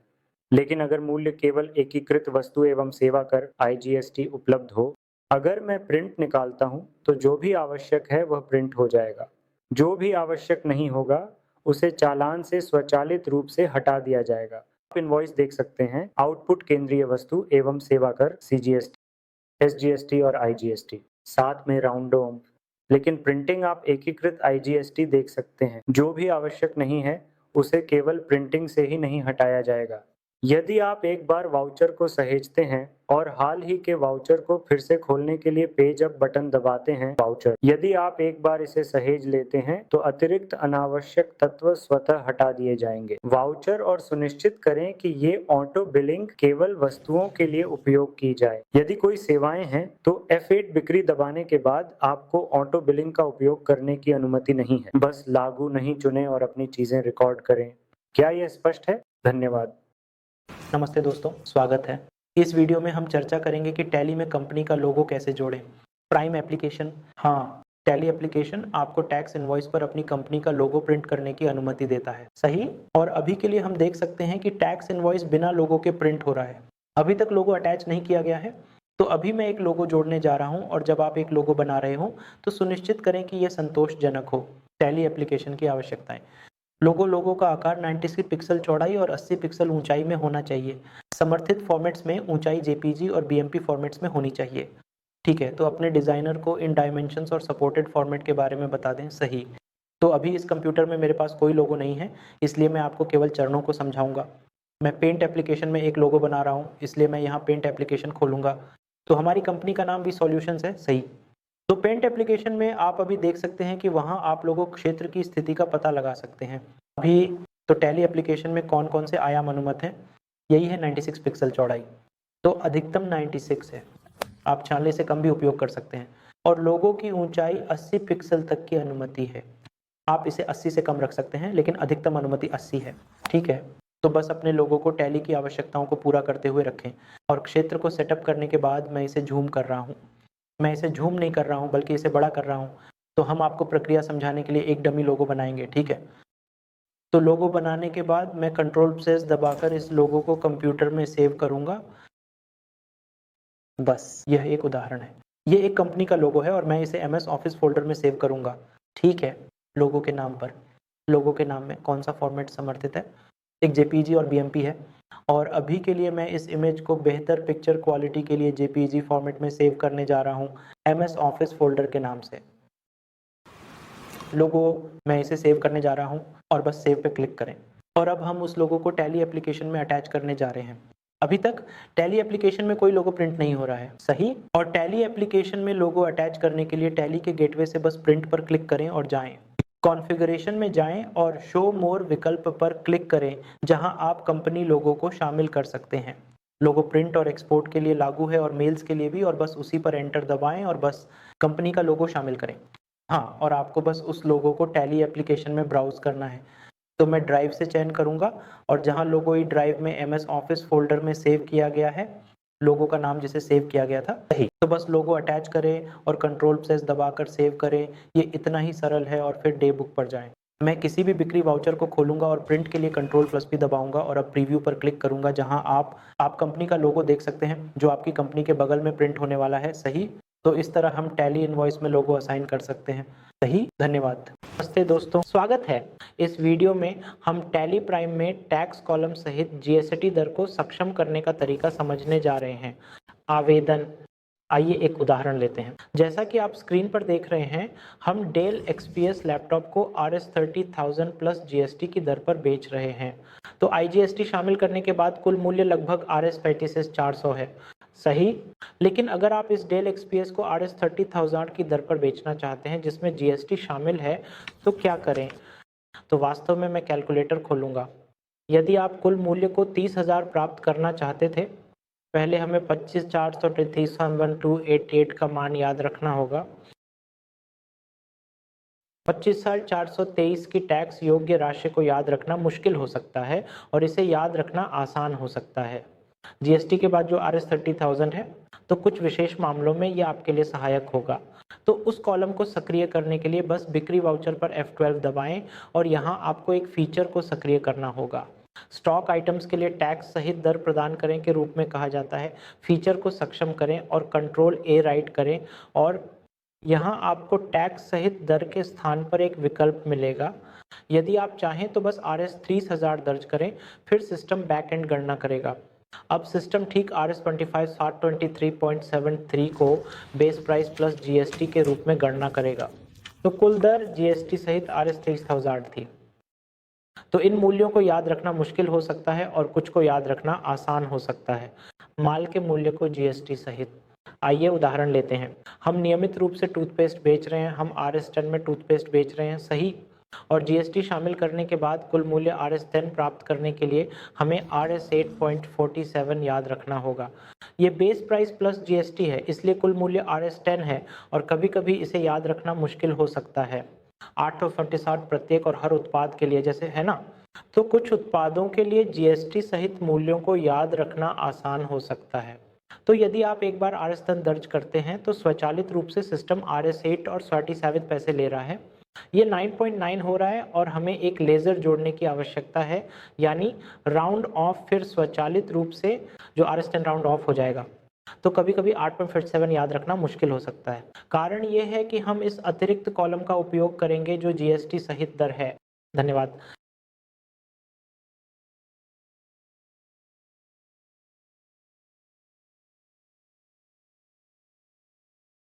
नमस्ते दोस्तों, स्वागत है। इस वीडियो में हम टैली प्राइम में टैक्स सहित GST दर कॉलम को सक्षम करने का तरीका समझने जा रहे हैं। एप्लीकेशन, आइए एक उदाहरण लेते हैं। जैसा कि आप स्क्रीन पर देख रहे हैं, हम डेल XPS लैपटॉप को 30,000 आवर्स प्लस GST की दर पर बेच रहे हैं। तो IGST शामिल करने के बाद कुल मूल्य लगभग RS35,400 है, सही। लेकिन अगर आप इस डेल XPS को 30,000 की दर पर बेचना चाहते हैं जिसमें GST शामिल है, तो वास्तव में मैं कैलकुलेटर खोलूंगा। यदि आप कुल मूल्य RS30,000 प्राप्त करना चाहते थे, पहले हमें 25,523.7288 मान याद रखना होगा। 25,423 की कर योग्य राशि को याद रखना मुश्किल हो सकता है और इसे याद रखना आसान हो सकता है। GST के बाद RS30,000। तो कुछ विशेष मामलों में यह आपके लिए सहायक होगा। तो उस कॉलम को सक्रिय करने के लिए बस बिक्री वाउचर पर F12 दबाएं और यहाँ आपको एक फीचर को सक्रिय करना होगा। स्टॉक आइटम्स के लिए टैक्स सहित दर प्रदान करने के रूप में कहा जाता है। फीचर को सक्षम करें और कंट्रोल A सही करें और यहाँ आपको टैक्स सहित दर के स्थान पर एक विकल्प मिलेगा। यदि आप चाहें तो बस RS30,000 दर्ज करें, फिर सिस्टम बैकएंड गणना करेगा। अब सिस्टम 25,423.73 को बेस प्राइस प्लस GST के रूप में सटीक रूप से गणना करेगा। तो GST सहित कुल दर RS30,000 थी। तो कभी कभी इन मूल्यों को याद रखना मुश्किल हो सकता है और कभी कभी कुछ को याद रखना आसान हो सकता है। माल के मूल्य को GST सहित। आइए एक उदाहरण लेते हैं। हम नियमित रूप से एक टूथपेस्ट बेच रहे हैं, हम एक टूथपेस्ट RS10 में बेच रहे हैं, सही। और GST शामिल करने के बाद कुल मूल्य RS10 प्राप्त करने के लिए हमें RS8.47 याद रखना होगा। यह बेस प्राइस प्लस GST है, इसलिए कुल मूल्य RS10 है और कभी कभी इसे याद रखना मुश्किल हो सकता है। हर एक उत्पाद के लिए 8.7 जैसे, है ना। तो कुछ उत्पादों के लिए GST सहित मूल्यों को याद रखना आसान हो सकता है। तो अगर आप एक बार RS10 दर्ज करते हैं तो स्वचालित रूप से सिस्टम RS8 और 47 पैसे ले रहा है। ये 9.9 हो रहा है और हमें एक लेज़र जोड़ने की आवश्यकता है राउंड ऑफ, फिर ये स्वचालित रूप से हो जाएगा जो RS10 तक राउंड ऑफ हो जाएगा। ही तो कभी कभी 8.57 को याद रखना मुश्किल हो सकता है। कारण ये है कि हम इन अतिरिक्त कॉलम का उपयोग करेंगे GST सहित दर को दर्शाता है। धन्यवाद। नमस्ते दोस्तों, स्वागत है। इस वीडियो में हम टैली में वाउचर नंबरिंग को अपडेट करने की प्रक्रिया को समझने जा रहे हैं। डिफ़ॉल्ट रूप से टैली एप्लीकेशन चालान नंबर को 1, 2, 3, 4 के रूप में प्रदर्शित करता है आदि। तो जब भी आप टैली एप्लीकेशन में उस चालान नंबर को प्रिंट करने जा रहे हैं, आप देख सकते हैं कि यह प्रिंट हो रहा है, बस चालान नंबर 4 जितना सरल। लेकिन एक लेखाकार के रूप में ये जानना अच्छा है कि वाउचर नंबरिंग, चालान नंबरिंग कैसे अपडेट किया जाए टैली एप्लीकेशन में। अभी हम एक साधारण चालान नंबर को टैली में ब्रांडेड चालान नंबर में बदलने जा रहे हैं। उसके लिए प्रमुख एप्लीकेशन, बस टैली मुख्य पृष्ठ से टैली मुख्य पृष्ठ पर वापस आ जाएं। बस अल्टर पर जाएं और वाउचर प्रकार चुनें और यहाँ पहले से बनाए गए बिक्री वाउचर प्रकार का चयन करें और यहाँ वाउचर नंबरिंग की विधि के स्थान पर इसे स्वचालित ही रखें। मैं इसे स्वचालित बनाना चाहता हूं, लेकिन मैं कुछ उपसर्ग जोड़ना चाहता हूं और पहले एक पाठ प्रत्यय भी जोड़ना चाहता हूं। चालान नंबर को उपसर्ग जाना जाता है और चालान नंबर के बाद के पाठ को प्रत्यय जाना जाता है। तो बस उन्नत विन्यास का उपयोग करें और यहाँ प्रणाली एक मौका दे रही है। प्रारंभिक संख्या क्या थी? यह केवल 1 होगा और यहाँ संख्यात्मक भाग की चौड़ाई। मैं अपने चालान नंबर को कम से कम 4 अंकों में प्रिंट करना चाहता हूं और मैं इसे कम से कम 4 अंकों में प्रिंट करना चाहता हूं और बस एंटर दबाएं। और यहाँ प्रणाली 0, हाँ या नहीं के साथ पहले से भरे हुए विकल्प दे रही है। तो अगर मेरा चालान नंबर 4 अक्षरों से कम है तो मैं शेष अक्षरों को पहले से भरना चाहता हूँ। 0, हाँ बिल्कुल। तो अगर मेरा चालान नंबर केवल 1 अंक का है तो मैं शेष 3 अंकों को पहले से भरना चाहूँगा। और ये ठीक है। और यहाँ आपको उपसर्ग विवरण की पुष्टि करनी होगी ताकि मैं इसे 1 अप्रैल से लागू कर सकूं। और मेरे उपसर्ग विवरण में कंपनी का नाम वी सॉल्यूशन है, तो मैं सिर्फ वी और एस और स्लैश रखना चाहता हूँ। और प्रत्यय क्या है? प्रत्यय वह पाठ है जो चालान नंबर के बाद आता है, इसलिए यह 1 अप्रैल से लागू होता है।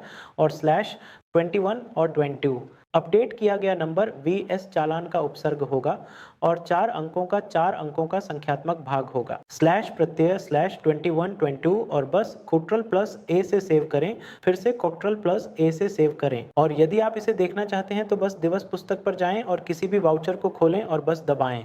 Ctrl+P दबाएं और पूर्वावलोकन पर क्लिक करें और Alt+Z दबाकर इसे झूम करें और आप देख सकते हैं कि पहले यह केवल साधारण था। नंबर 4 अब आप V देख सकते हैं। S एक उपसर्ग स्लैश है। दिस और 4 एक 4 अंकों का संख्यात्मक चालान भाग है और 21 और 22 चालान नंबर का प्रत्यय है। यही तो हम चालान नंबर में उपसर्ग और प्रत्यय जोड़ने जा रहे हैं और ये आपका ब्रांडेड चालान नंबर है और ये कितना सरल है। धन्यवाद। नमस्ते दोस्तों, स्वागत है। इस वीडियो में मैं कुछ प्रिंटिंग प्राथमिकताओं के विकल्पों को समझने जा रहा हूं। तो अभी आप उस कर चालान को देख रहे हैं जो टैली एप्लीकेशन में उत्पन्न हुआ था, सही। तो अभी के लिए आप देख सकते हैं कि टैली एप्लीकेशन में कोई स्थिति प्रिंट नहीं हो रही है। तो आप ये पता नहीं लगा सकते कि ये चालान प्राप्तकर्ता के लिए मूल है या परिवहनकर्ता के लिए डुप्लीकेट है या आपूर्तिकर्ता कॉपीराइट, इसलिए आप चालान की कोई स्थिति नहीं जान सकते। और हम ग्राहक के हस्ताक्षर के लिए भी जगह जोड़ रहे हैं। हम चर्चा करने जा रहे हैं कि चालान पर बैंक विवरण कैसे प्रिंट करें और हम यह भी चर्चा करने जा रहे हैं चालान पर अधिकार क्षेत्र का नाम कैसे जोड़ें। सही। तो मैं एक बार फिर से टैली एप्लीकेशन पर वापस जाऊंगा। टैली के मुख्य पृष्ठ पर मैं बस क्रिएट पर जाऊंगा और लेज़र पर जाएं। पहले मैं एक बैंक लेज़र बनाऊंगा, फिर हम आगे बढ़ेंगे और चरणों में जाएंगे। तो सबसे पहले मैं एक बैंक लेज़र बनाऊंगा, जैसे कि भारतीय स्टेट बैंक के नाम पर। मैं राज्य के नाम पर एक बैंक लेज़र बना रहा हूँ, बैंक इंडिया। और मैं बैंक खाता विवरण और IFS कोड पुष्टि करूंगा। इसलिए अपने बिलों की प्राप्ति के लिए चालान पर अपने बैंक विवरण प्रिंट करना अनिवार्य है, जितना तेज हो सके। और मैं बैंक का नाम भारतीय स्टेट बैंक के रूप में पुष्टि करूंगा और आपकी शाखा का नाम भी पुष्टि करूंगा और Ctrl+A सेव करें। बिक्री चालान के लिए प्रिंटिंग प्राथमिकताओं के लिए बैंक लेज़र बनाने के बाद सबसे पहले आपको बिक्री में जाना होगा। वाउचर और Ctrl+P दबाएं और यहाँ कॉन्फ़िगर पर जाएं, जहाँ आप कॉन्फ़िगरेशन की पूरी सूची देख सकते हैं। सेटिंग्स उपलब्ध हैं और मैं उन्हें सक्षम करूंगा, कॉन्फ़िगर करूंगा और बस अधिक सुविधाएं दिखाने को सक्षम करूंगा। और अब हम एक एक करके ग्राहक की मुहर और हस्ताक्षर दिखाने पर चर्चा करेंगे। यदि आप चालान पर ग्राहक की मुहर और हस्ताक्षर एकत्र करना चाहते हैं तो आपको इसे सक्षम करना होगा। विशिष्ट सुविधा, हाँ, और एक और महत्वपूर्ण विशेषता है, आप जानते हैं, और वह है आप जानते हैं GST दर को सक्षम करना। यदि आप चालान पर जीएसटी दर कॉलम देखना चाहते हैं तो आपको इस विशेष सुविधा को सक्षम करना होगा और हमारे पास फिर से जीएसटी रेटिंग प्रतिशत सुविधा है। और उसके बाद यदि आप और अधिक सुविधाएं जोड़ना चाहते हैं तो आप वर्तमान में शीर्षक देख सकते हैं। दस्तावेज केवल चालान के रूप में प्रदर्शित होगा क्योंकि यह एक खाली चालान है। जैसे ही आप सीजीएसटी, एसजीएसटी या आईजीएसटी जोड़ने जा रहे हैं, चालान का शीर्षक स्वचालित रूप से चालान से बदल जाएगा, कर चालान। तो आप जानते हैं, आप बस उसी को नहीं छूते और नीचे आ जाते हैं। तो जब कंपनी का लोगो बनाया जा रहा है, कंपनी का लोगो पहले से ही बनाया गया है और कंपनी का लोगो पहले से ही संलग्न, तो मैं यहाँ नीचे आ जाऊंगा। ये एक मौका दे रहा है। क्या आप चालान पर बैंक विवरण दिखाना चाहते हैं? हाँ, अगर ऐसा है तो हाँ। और वह बैंक लेजर क्या है जिसे आपने अभी अभी बनाया है? हमने भारतीय स्टेट बैंक के नाम पर एक बैंक लेजर बनाया और बस बैंक लेजर का चयन करें और उसके बाद मैं नीचे आ जाऊंगा। और उसके बाद आप देख सकते हैं कि अब सिस्टम आपको अपने अधिकार क्षेत्र का नाम दर्ज करने का मौका दे रहा है। अधिकार क्षेत्र का नाम दर्ज करना अनिवार्य है, तो अधिकार क्षेत्र दर्ज करने एंटर दबाएं। अब हम सिकंदराबाद के अधिकार क्षेत्र में आते हैं। ज्यादातर आपको जिला मजिस्ट्रेट दर्ज करना होगा, यानी अभी के लिए हम 2 अधिकार क्षेत्रों के अंतर्गत आते हैं। यदि आप अधिकार क्षेत्र दर्ज करते हैं तो चालान अपने अधिकार क्षेत्र को प्रिंट करना अनिवार्य है आपके क्षेत्र के अनुसार। और फिर से हम अभी के लिए प्रतियों की संख्या प्रिंट करने जा रहे हैं। अभी के लिए आप पता नहीं लगा सकते, चालान की कोई भी स्थिति सही, तो उस स्थिति को प्रिंट करने के लिए आपको बस प्रतियों की संख्या 1 से 3 तक कम से कम करनी होगी और पुष्टि करनी होगी। यहाँ सभी प्रकार की प्रतियों के रूप में तो आपको कुल 3 प्रतियां मिलेंगी और 1 प्रति मूल होगी और 2 प्रतियां डुप्लीकेट होंगी परिवाहक के लिए और तीसरी प्रति आपूर्तिकर्ता के लिए डुप्लीकेट है। ठीक है। और सभी पसंदीदा चीज़ों को सक्रिय करने के बाद बस Ctrl+P दबाएं और फिर से प्रीव्यू पर क्लिक करें। और यहाँ ये कॉन्फ़िगर किया गया चालान है। ऊपर झूम करने के लिए Alt+Z। आप प्राप्तकर्ता के लिए चालान की स्थिति को मूल रूप में देख सकते हैं। यह 1 प्रति और 2 प्रति है। आप चालान की स्थिति को ट्रांसपोर्टर के लिए डुप्लीकेट के रूप में देख सकते हैं। तीसरे चालान पर तीसरी प्रति पर आप आपूर्तिकर्ता के लिए डुप्लीकेट के रूप में स्थिति देख सकते हैं और यही चालान का शीर्षक है। और ब्रांडेड चालान संख्या, कंपनी का लोगो और चालान की स्थिति और बस चालान विवरण के नीचे आ जाएं। वस्तुओं का विवरण कॉलम, HSN कॉलम। और अभी हमने प्रतिशत कॉलम में जीएसटी दर को सक्षम किया और सक्रिय किया और बस नीचे आए और जीएसटी नीचे कर विश्लेषण। आप देख सकते हैं कि कंपनी के बैंक विवरण प्रिंट हो गए हैं और यह कंपनी की मुहर और हस्ताक्षर के लिए जगह है और यह ग्राहक की मुहर और हस्ताक्षर के लिए जगह है। और हमने सिर्फ सिकंदराबाद जोड़ा और सिस्टम ने स्वचालित रूप से सिकंदराबाद अधिकार क्षेत्र के अधीन जोड़ दिया। नमस्ते दोस्तों, स्वागत है। इस वीडियो में हम टैली प्राइम में सेवाओं को रिकॉर्ड करने के बारे में चर्चा करेंगे। Prime application. पिछली कक्षाओं में हमने वस्तुओं को रिकॉर्ड करने पर ध्यान केंद्रित किया था। अभी हम टैली प्राइम में सेवाओं के बारे में जानने के लिए आगे बढ़ेंगे। टैली प्राइम एप्लीकेशन को समझाने के लिए हमने एक प्रश्न पत्र और उत्तर नोट्स तैयार किए हैं। आप बस वही अनुसरण करें। तो अगर आप यहाँ समझते हैं तो वही कंपनी पहले से बनाई गई है। पता भी पहले से ही प्रदान किया गया है। सामान्य लेजर पहले से ही बनाया गया है, इसलिए हम केवल रिकॉर्डिंग पर ध्यान केंद्रित करेंगे। लेन देन। लेकिन टैली एप्लीकेशन में कक्षा शुरू करने से पहले एक मुख्य बिंदु को समझना सुनिश्चित करें। यदि आप वाउचर में जाते हैं तो खरीद वाउचर या बिक्री वाउचर डिफ़ॉल्ट रूप से वे रिकॉर्ड करने के लिए सक्षम होते हैं केवल वस्तुएं।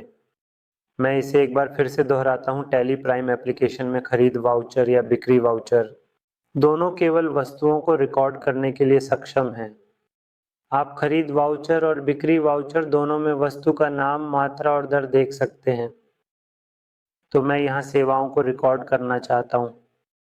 तो आपको जो करना है वह है बिक्री वाउचर या खरीद वाउचर में, या तो बिक्री वाउचर में या खरीद वाउचर में। वाउचर बस दबाएं, मोड बदलें। आप इसे नोट पर भी देख सकते हैं, चरणबीन वाउचर मोड बदलें। बिक्री वाउचर या खरीद वाउचर में Ctrl+H दबाएं और अकाउंटिंग इनवॉइस चुनें।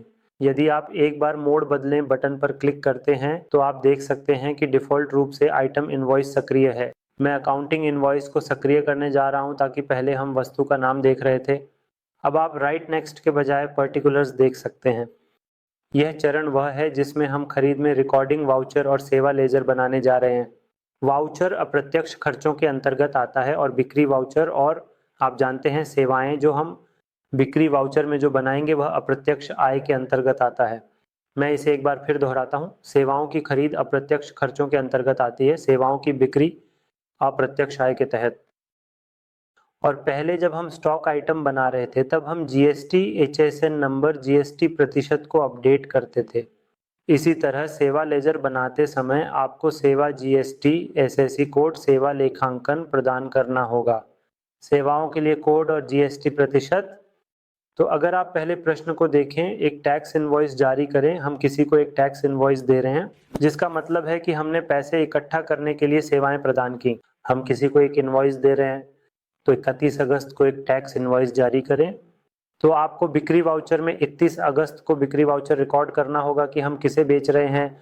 हमारी सेवाओं को हमने अपनी सेवाएं दलाल स्ट्रीट इन्वेस्टमेंट्स प्राइवेट लिमिटेड को बेची। यह हमारे ग्राहक का नाम है लेकिन ग्राहक नहीं बनाया गया है। आप ग्राहक कैसे बनाएंगे? Alt+C दलाल स्ट्रीट इन्वेस्टमेंट्स प्राइवेट लिमिटेड। दलाल स्ट्रीट इन्वेस्टमेंट प्राइवेट लिमिटेड हमारा ग्राहक है।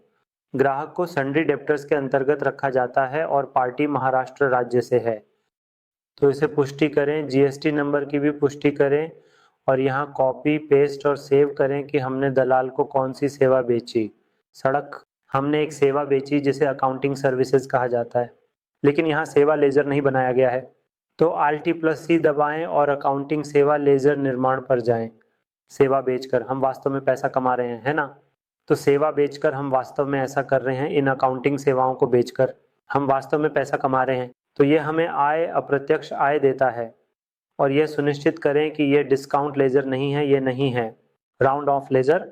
ये लेखा सेवा लेजर के कारण नहीं है या ये कोई कर प्रकार का लेजर नहीं है। सेवा पर जीएसटी लागू है और मैं यहाँ पर ही विवरण निर्दिष्ट करना चाहता हूँ। यहाँ विवरण निर्दिष्ट करें। SSE कोड क्या है? 998222। ये सभी असली कोड हैं। तो सेवा का नाम क्या है? लेखा सेवाएं, और यहाँ लगभग 18% निर्दिष्ट करें और सेवा मूल्य 1000 प्लस जीएसटी को सेव करें क्योंकि ये एक बिक्री वाउचर है और साथ ही हम सेवा बेचते समय यह आउटपुट जीएसटी होता है। और यदि यह स्थानीय नहीं है तो आउटपुट आईजीएसटी के लिए जाएं। मैं आउटपुट के लिए जाऊंगा। आईजीएसटी और कंट्रोल प्ले। अगला हमने फिर से बेचा। लेन देन देखें। नंबर 2 लेन देन क्या था? दूसरा, विज्ञापन सेवाएं प्रदान करने के लिए 31 अगस्त को एक टैक्स इनवॉइस जारी करें।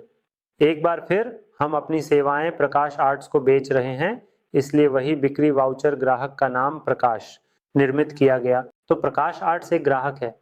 विविध देनदार, प्रकाश तेलंगाना राज्य से हैं, इसलिए हैदराबाद जाएं और पार्टी भी पंजीकृत है। जीएसटी नंबर प्रदान करें, कंट्रोल प्ले सेव। हमने उसे कौन सी सेवा बेची? हमने विज्ञापन सेवाएं बेची, लेकिन वह विशेष सेवा लेजर नहीं बनाया गया है। तो Alt+C दबाएं और विज्ञापन सेवाएं बनाएं जो अप्रत्यक्ष आय के अंतर्गत आती हैं और असेसेबल में शामिल करें। मूल्य गणना, ये एक कर लेजर या शुल्क लेजर नहीं है, लागू नहीं है। जीएसटी लागू, यहाँ विवरण निर्दिष्ट करें। 998361 HSN नंबर, विवरण, विज्ञापन सेवाएं और लागू प्रतिशत। इन पर 18% है और सहेजें।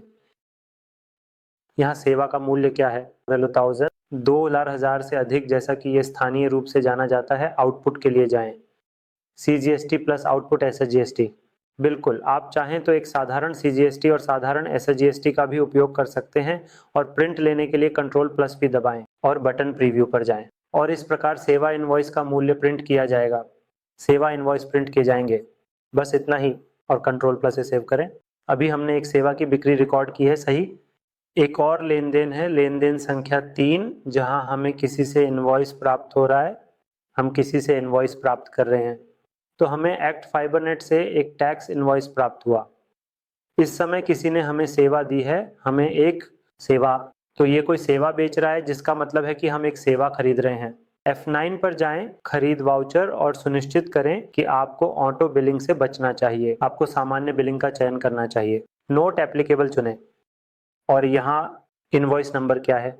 ये इनवॉइस नंबर है। कॉपी और पेस्ट करें और 31 अगस्त किससे? हम ये सेवा खरीद रहे हैं जो हमने एक्ट फाइबरनेट से खरीदी है। पार्टी अभी तक नहीं बनाई गई थी, इसलिए Alt+C दबाएं। फाइबरनेट को संधारणीय लेनदार के अंतर्गत रखें और जीएसटी के लिए जाएं। नंबर अपडेट के लिए मैं सिर्फ एक नमूने के रूप में एक डमी नंबर दे रहा हूं और सहेज रहा हूं। यहाँ कौन सी सेवा है? हमने एक्ट कंपनी से कौन सी सेवा खरीदी? हमने खरीदी। और यहाँ हमने एक्ट से कौन सी सेवा खरीदी? कंपनी। हमने इंटरनेट सेवाएं खरीदी, लेकिन चूंकि सेवा लेजर नहीं बनाया गया है, Alt+C दबाएं।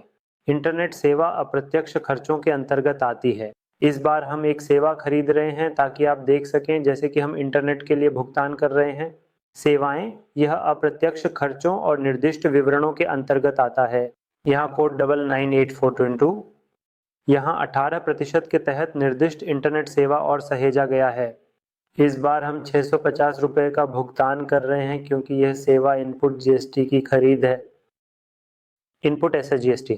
टैली प्राइम एप्लीकेशन में सेवा खरीद को इस प्रकार रिकॉर्ड किया जाता है। जब हम एक सेवा बेचते हैं तो बिक्री वाउचर पर जाएं। जब हम कोई सेवा खरीदते हैं तो खरीद वाउचर में जाएं और इस फील्ड में रिकॉर्ड करें। इस प्रकार हम टैली में सेवाओं को रिकॉर्ड करते हैं। Prime application. धन्यवाद। नमस्ते दोस्तों, स्वागत है। इस वीडियो में हम टैली एप्लीकेशन में खर्चों को रिकॉर्ड करने की प्रक्रिया को समझने जा रहे हैं और समझने से पहले खर्चों को रिकॉर्ड करते समय सुनिश्चित करें कि आपने पहले से ही जीएसटी कॉमन लेजर बनाए हैं और वे खरीद बिक्री हैं, CGST, SGST, IGST और अतिरिक्त राउंड ऑफ। और अब हम खर्चों के बारे में समझते हैं। वास्तव में जीएसटी में खर्चे कुल 3 प्रकार के होते हैं और वे हैं जीएसटी क्लेमेबल खर्चे, जहां आप जीएसटी का भुगतान कर रहे हैं और आप जीएसटी वापस प्राप्त कर सकते हैं। और एक और प्रकार है जहां जीएसटी नॉन क्लेमेबल खर्चे होते हैं, जहां आप जीएसटी का भुगतान कर रहे हैं लेकिन आप दावा नहीं कर सकते, जीएसटी का दावा करें। और ऐसे 3 प्रकार के खर्चे हैं जहां कोई जीएसटी नहीं चुकाया जाता है और इसलिए कोई जीएसटी का दावा नहीं किया जा सकता। और क्या हम खर्चों पर जीएसटी का दावा कर सकते हैं?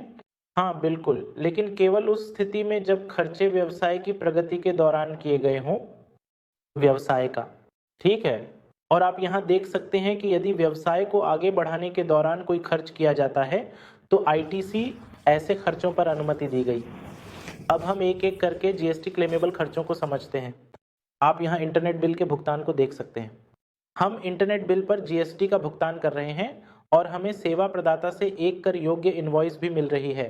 इंटरनेट का जब आप कनेक्शन ले रहे हो, हमने पहले ही अपना जीएसटी नंबर इंटरनेट प्रदाता को सौंप दिया है, तो मासिक आधार पर हमें जीएसटी बिल हमारे जीएसटी नंबर के साथ इनवॉइस मिल रहा है। इसका मतलब है कि सेवा प्रदाता इसे अपनी बिक्री में रिकॉर्ड करेगा और वे इसे घोषित कर रहे हैं। उनके GSTR 1 में सेवा प्रदाता हमारी नाम को बिक्री में घोषित करेगा। इसका मतलब है कि जीएसटी में GSTR 1 और वह डेटा अपने आप हमारे ऑटो ड्राफ्टेड खरीद में आ जाता है। वह GSTR फॉर्म है, GSTR फॉर्म नंबर 2A। उस मामले में ही आप इंटरनेट बिल पर भुगतान किए गए जीएसटी का दावा कर सकते हैं। यदि आप भुगतान कर रहे हैं, इंटरनेट बिल कुल RS 1180 है, लेकिन अगर आपको जीएसटी बिल नहीं मिल रहा है तो भी आप जीएसटी का दावा नहीं कर सकते। सुनिश्चित करें कि काउंटर पार्टी आपके नाम को उनकी बिक्री में घोषित करने जा रही है और वह लेन देन परिलक्षित हो रहा है। आपकी खरीदारी में आपके ऑटो ड्राफ्टेड खरीदारी जानकारी में जो GSTR फॉर्म नंबर 2A में है पोर्टल, उस स्थिति में केवल आप जीएसटी का दावा कर सकते हैं। ठीक है, तो यहाँ जीएसटी क्लेमेबल खर्चे इंटरनेट बिल के भुगतान RS रुपया 1000 की बेस वैल्यू के साथ जीएसटी 18%, तो कुल RS रुपया 180, तो कुल RS रुपया 180 स्पष्ट है। जीएसटी नॉन क्लेमेबल खर्चों के 2 मामले। इस मामले में आप जीएसटी का भुगतान कर रहे हैं लेकिन जीएसटी का दावा नहीं कर रहे हैं। उदाहरण के लिए होटल बिल।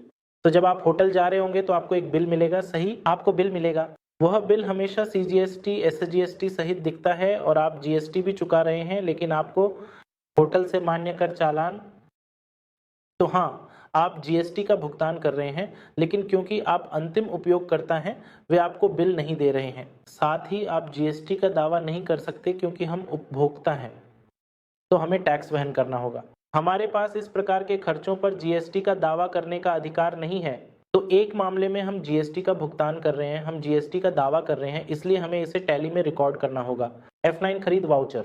तो डेटा टैली एप्लीकेशन में GSTR फॉर्म नंबर 2 में जाता है। उस डेटा को ऑनलाइन GSTR में मिलान करने की आवश्यकता होती है। नंबर 2A जो ऑटो ड्राफ्टेड है, इनवर्ड डिटेल है जिसे सप्लायर द्वारा जीएसटी पोर्टल में घोषित किया गया है। ठीक है, तो टैली एप्लीकेशन में जब आप खरीद वाउचर रिकॉर्ड करते हैं तो डेटा टैली एप्लीकेशन में GSTR फॉर्म नंबर 2 में चला जाता है। उस डेटा को online GSTR form number 2A के साथ मिलान करने की आवश्यकता है। तो जीएसटी क्लेमेबल खर्चों को F9 में रिकॉर्ड किया जाएगा और जीएसटी नॉन क्लेमेबल खर्चों को F5 में रिकॉर्ड किया जाएगा। हमेशा की तरह भुगतान वाउचर। ठीक है, और तीसरा मामला जहां खर्चों के प्रकार पर जीएसटी लागू नहीं होता है वह समय जब आप जीएसटी का दावा नहीं कर रहे हैं। सही। तो फिर से आपको इसे F5 पेमेंट वाउचर में रिकॉर्ड करना होगा। अब हम इसे एक एक करके रिकॉर्ड करने जा रहे हैं, तो मैं बस टैली एप्लीकेशन में जाऊंगा। सुनिश्चित करें कि बिक्री वाउचर या खरीद वाउचर में आप वाउचर मोड को परिवर्तित कर रहे हैं। आइटम इनवॉइस मोड से अकाउंटिंग इनवॉइस में, जहां आप विवरण और दर देख सकते हैं लेकिन स्टॉक नहीं, आइटम और मात्रा और दर। ठीक है, आपको पहले वाउचर प्रकार को आइटम मोड से अकाउंटिंग मोड में बदलने के लिए चेंज पर क्लिक करना होगा। मोड स्पष्ट है, सही। और यहाँ यदि यह साधारण खर्च है तो आप इसे सीधे F5 भुगतान वाउचर में रिकॉर्ड कर सकते हैं। जैसे ही आप नकद या बैंक भुगतान कर रहे हैं, बस अपने खर्च का चयन करें। लेकिन फिलहाल आप एक भुगतान कर रहे हैं जो जीएसटी को आकर्षित कर रहा है, इसलिए इसे GST portal GSTR form number 2A मिलान करना होगा। सही। तो अभी मैं टैली में लेन देन और इंटरनेट के लिए भुगतान रिकॉर्ड करने जा रहा हूँ। बिल, आइए एक उदाहरण लेते हैं। आपको टैक्स इनवॉइस नंबर ENR.43 मिल रहा है और पार्टी का नाम सिर्फ LT+C है। उदाहरण कार्य, और यह विविध के अंतर्गत आता है। लेनदार, और बस बैलेंस बनाए रखें। हाँ बिल्कुल। और पार्टी उसी तेलंगाना की है और सेवा प्रदाता को अपडेट करें। इंटरनेट सेवा प्रदाता, मैं इसे कोष्ठक में वैसे ही रखूंगा।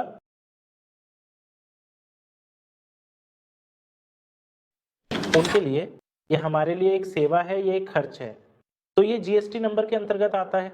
साथ ही मैं सेवा प्रदाता का जीएसटी नंबर भी अपडेट कर रहा हूं और इसे स्वीकार कर रहा हूं। सही। और नीचे आकर हमें अपनी सेवा का नाम, इंटरनेट सेवा का नाम बनाना है, तो Alt+C दबाएं और यहाँ कोष्ठक इंटरनेट सेवा बनाएं।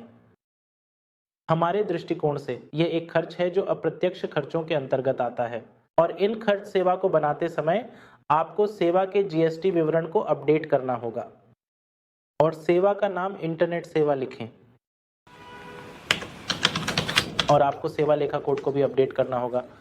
यह 9984.2 है और यह 18% की दर से कर योग्य है, और यह एक सेवा है और इसे स्वीकार करें। और कुल सेवा मूल्य लगभग 1000 था, जिसमें CGST और SGST मिलाकर कुल RS1 से 180 हुआ। तो इस प्रकार आप एक खर्च को रिकॉर्ड करेंगे और साथ ही क्लेमेबल जीएसटी खर्च को भी रिकॉर्ड करेंगे। तो जहां आप ITC input tax credit claim कर सकते हैं, और बस Ctrl+A सेव करें। और एक और खर्च है, जीएसटी है लेकिन क्लेम नहीं किया जा सकता। होटल बिल के भुगतान के मामले में तो मैं बस हमेशा की तरह सामान्य भुगतान वाउचर पर जाऊंगा और एक उदाहरण दूंगा। आप भुगतान नकद के रूप में कर रहे हैं और नकद को Alt+C से चुनें, और मैं यहाँ इसे लिखूंगा। स्टाफ वेलफेयर या उदाहरण के लिए होटल बिल भी उसी नाम पर होटल बिल, और आप इसे स्टाफ वेलफेयर के रूप में भी बनाए रख सकते हैं। हाँ, होटल बिल जो अप्रत्यक्ष खर्चों के अंतर्गत आता है, जहां जीएसटी लागू नहीं है वहां खर्च जीएसटी लागू है या नहीं। बेशक जीएसटी लागू है, लेकिन हमारे दृष्टिकोण से हम जीएसटी का दावा नहीं कर सकते, तो मैं इसे लागू नहीं होने के रूप में पुष्टि करूंगा और इसे स्वीकार कर लूंगा। और कुल मूल्य जिसमें जीएसटी शामिल है 1050 है। तो मैं, जैसा कि आप 8008 रुपया होटल बिल का बेस वैल्यू 5% जीएसटी के साथ चुका रहे हैं, तो कुल मूल्य लगभग 850। लेकिन मैं इस व्यवसाय के खर्च के रूप में कुल 1050 घोषित करूंगा, क्योंकि हम RS50 का दावा नहीं कर रहे हैं। तो मैं ₹850 को व्यवसाय के खर्च के रूप में दिखाऊंगा। तो होटल बिल पर कुल खर्च लगभग 8 के बाद 50 है, और इसे स्वीकार कर लें। और हमारे पास तीसरा मामला है जहां नॉन जीएसटी खर्चे होते हैं जिन पर जीएसटी नहीं लगता। तो ये बिजली का बिल है, तो बस उसी पेमेंट वाउचर पे जाएं, कैश या बैंक का चयन करें और नीचे आकर एक लेजर बनाएं। बिजली बिल के नाम पर जो अप्रत्यक्ष खर्चों के अंतर्गत आता है और जिस पर जीएसटी लागू नहीं होता है, और इसे स्वीकार करें। कुल मूल्य लगभग 1000 था और Ctrl+A से सेव किया। सही। तो इन 3 व्यक्तिगत प्रकार के खर्चों में से एक प्रकार के जीएसटी क्लेमेबल खर्चों को रिकॉर्ड किया गया। GSTR फॉर्म नंबर 2 में इसे जनरेट करने के लिए F9 खरीद वाउचर। सही। तो इसे रिकॉर्ड करने के बाद यदि आप एक बार गो टू पर क्लिक करें और रिपोर्ट का नाम GSTR2 टाइप करें, और हमने इसे जनवरी महीने के दौरान रिकॉर्ड किया है, तो जनवरी में आप देख सकते हैं कि 3 इनवॉइस में से 3 इनवॉइस में आप देख सकते हैं एक्ट इंटरनेट सेवा प्रदाता का बिल भी GSTR फॉर्म नंबर 2 में शामिल है। तो जब एक्ट प्रदाता आपकी बिक्री में आपका नाम घोषित करता है, तो data GSTR form number 2A में आ जाता है आपके जीएसटी पोर्टल में। ठीक है, और मैं इसे लाइव दिखाऊंगा। तो मैं जीएसटी पोर्टल में लॉगिन करने जा रहा हूं। तो जीएसटी पोर्टल में आपको अपनी GSTR2 ट्रांजैक्शन को GSTR form number 2A transaction के साथ तुलना करनी होगी ऑनलाइन से। इसके लिए बस सेवाओं में जाएं और रिटर्न्स में जाएं और फिर से रिटर्न डैशबोर्ड के रूप में चयन करें और मैं चयन करूंगा।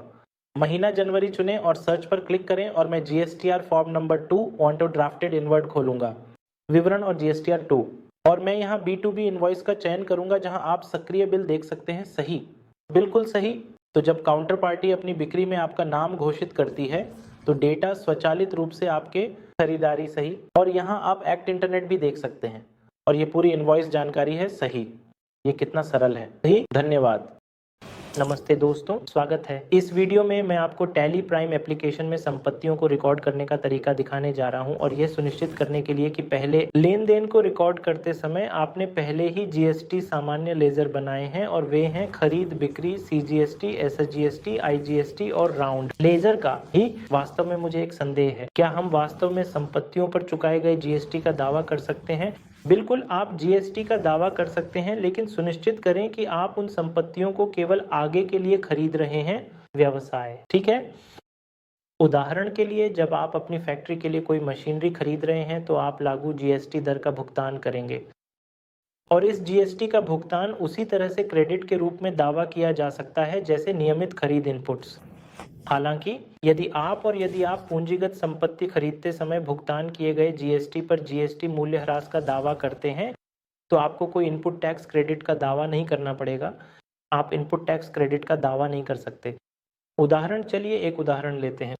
हम एक ड्राइविंग स्कूल चला रहे हैं, ठीक है। एक ड्राइविंग स्कूल में यदि आप छात्र को प्रशिक्षित करने के लिए एक कार खरीदते हैं तो उस कार पर जो भी GST आपने भुगतान किया आप दावा कर सकते हैं, ठीक है। लेकिन दूसरे मामले में GST गैर दावाकर्ता संपत्तियों पर जहां आप GST का भुगतान कर रहे हैं लेकिन आप दावा नहीं कर सकते GST। आइए एक उदाहरण लेते हैं। दूसरे मामले में हम फर्नीचर से संबंधित हैं। हम फर्नीचर श्रेणी का व्यवसाय चला रहे हैं। फर्नीचर व्यवसाय में यदि आप एक कार खरीदते हैं तो GST का दावा नहीं किया जा सकता। आप GST भुगतान कर रहे हैं, आप GST का दावा नहीं कर सकते। और तीसरा मामला जहाँ GST बिल्कुल भी लागू नहीं होता है और आप GST का भुगतान नहीं कर रहे हैं और आप वापस नहीं मिल रहा है। तो जमीन की खरीद, जमीन का मूल्य 5,000 है, सही।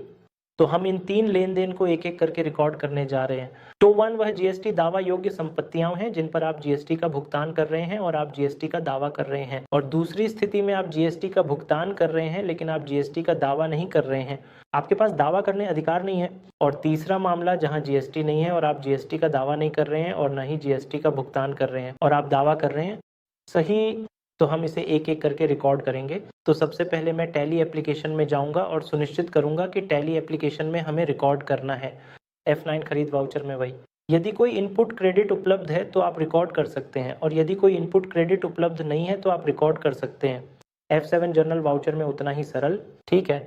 सबसे पहले मैं ड्राइविंग स्कूल में कार खरीद को रिकॉर्ड करने जा रहा हूं। एक ड्राइविंग स्कूल में आप हमारे छात्रों को प्रशिक्षित करने के लिए एक कार खरीद रहे हैं। तो जैसा कि हम इस कार का उपयोग व्यापार को आगे बढ़ाने के लिए कर रहे हैं, आप इस कार पर चुकाए गए GST का दावा कर सकते हैं, ठीक है। और उससे पहले मैं वाउचर और F9 खरीद वाउचर पर जाऊंगा। मैं सामान्य बिलिंग का उपयोग करूंगा और चालान नंबर दर्ज करूंगा, और यहाँ बस उस कार विक्रेता का पार्टी नाम दर्ज करें जिससे आप कार खरीद रहे हैं, ALT+C, उदाहरण वरुण मोटर्स। हम वह कार वरुण मोटर से खरीद रहे हैं जो विविध लेनदारों के अंतर्गत आती है, और यह पुष्टि करता है राज्य वरुण मोटर्स के GST पंजीकरण संख्या की पुष्टि करें और स्वीकार करें, और बस इतना ही। और चलिए एक उदाहरण लेते हैं कि आप पार्टी से एक कार खरीद रहे हैं। कार एक स्थिर संपत्ति है। आप ALT+C दबाएं तो मैं एक कार बना रहा हूं, उदाहरण के लिए एक टाटा कार, और इसे स्थायी संपत्ति के अंतर्गत रखूंगा। और उस कार को बनाते समय आपको उस कार की GST जानकारी की पुष्टि भी करनी होगी, इसलिए GST को सेट और अल्टर करें।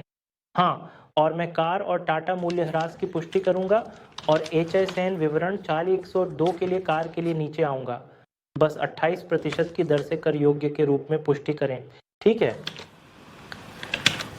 और बस इसे स्वीकार करें क्योंकि यह एक भौतिक वस्तु है, जैसे कि कार एक भौतिक वस्तु है। मैं आपूर्ति के प्रकार को वस्तुओं पुष्टि करूंगा और बस इसे स्वीकार कर लूंगा। कार का मूल्य लगभग 65,000 + 28% है। GST स्वचालित रूप से गणना की जाती है, सही। अभी के लिए मैं इसे F9 खरीद वाउचर में रिकॉर्ड करने जा रहा हूं, मोड बदले पर क्लिक करके। आपको इसे लेखा चालान में बदलने की आवश्यकता है, जहां आप लेजर जोड़ सकते हैं लेकिन आइटम नहीं।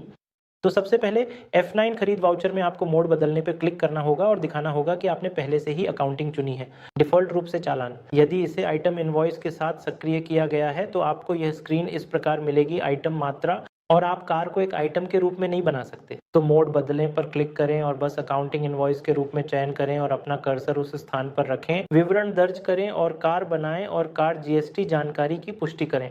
और ये कितना सरल है।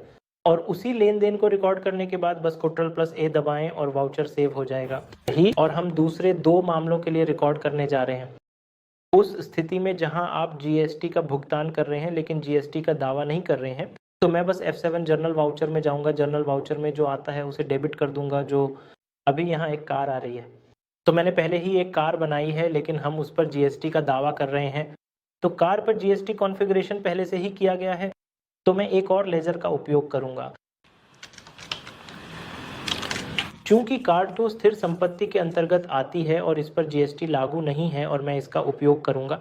वही रुपए 5,00,000 और यहाँ हमें कुल मूल्य दर्ज करना है और वह है 5 लाख को 128 से गुणा करके 100 और कुल मूल्य लगभग 6,000 और 40,000 है और कार प्रदाता को क्रेडिट करें। उदाहरण के लिए वही पार्टी, ये वरुण मोटर्स है। तो पहले मामले में हम अपने छात्र को प्रशिक्षित करने के लिए कार खरीद रहे हैं, लेकिन फर्नीचर व्यवसाय के दूसरे मामले में आप एक कार खरीद रहे हैं, इसलिए उस मामले में जीएसटी का दावा नहीं किया जा सकता। कार का मूल्य जिसमें जीएसटी प्रतिशत शामिल है कुल 6 से 40,000 को दिखाया जाना है लेखा पुस्तिका और इसे Ctrl+A दबाकर सहेजें और मैं इसे एक खाते के रूप में उपयोग करूंगा। उसी को स्वीकार करें जब आप जमीन और इमारत खरीद रहे हों, उदाहरण के लिए नकद। तो मैं उसी F7 जर्नल वाउचर में जाऊंगा और एक ज़मीन का चयन करूंगा जो स्थिर संपत्ति के अंतर्गत आती है। संपत्ति और जीएसटी बिल्कुल भी लागू नहीं है और कुल भूमि मूल्य लगभग 5,000 दर्ज करें और चुनें।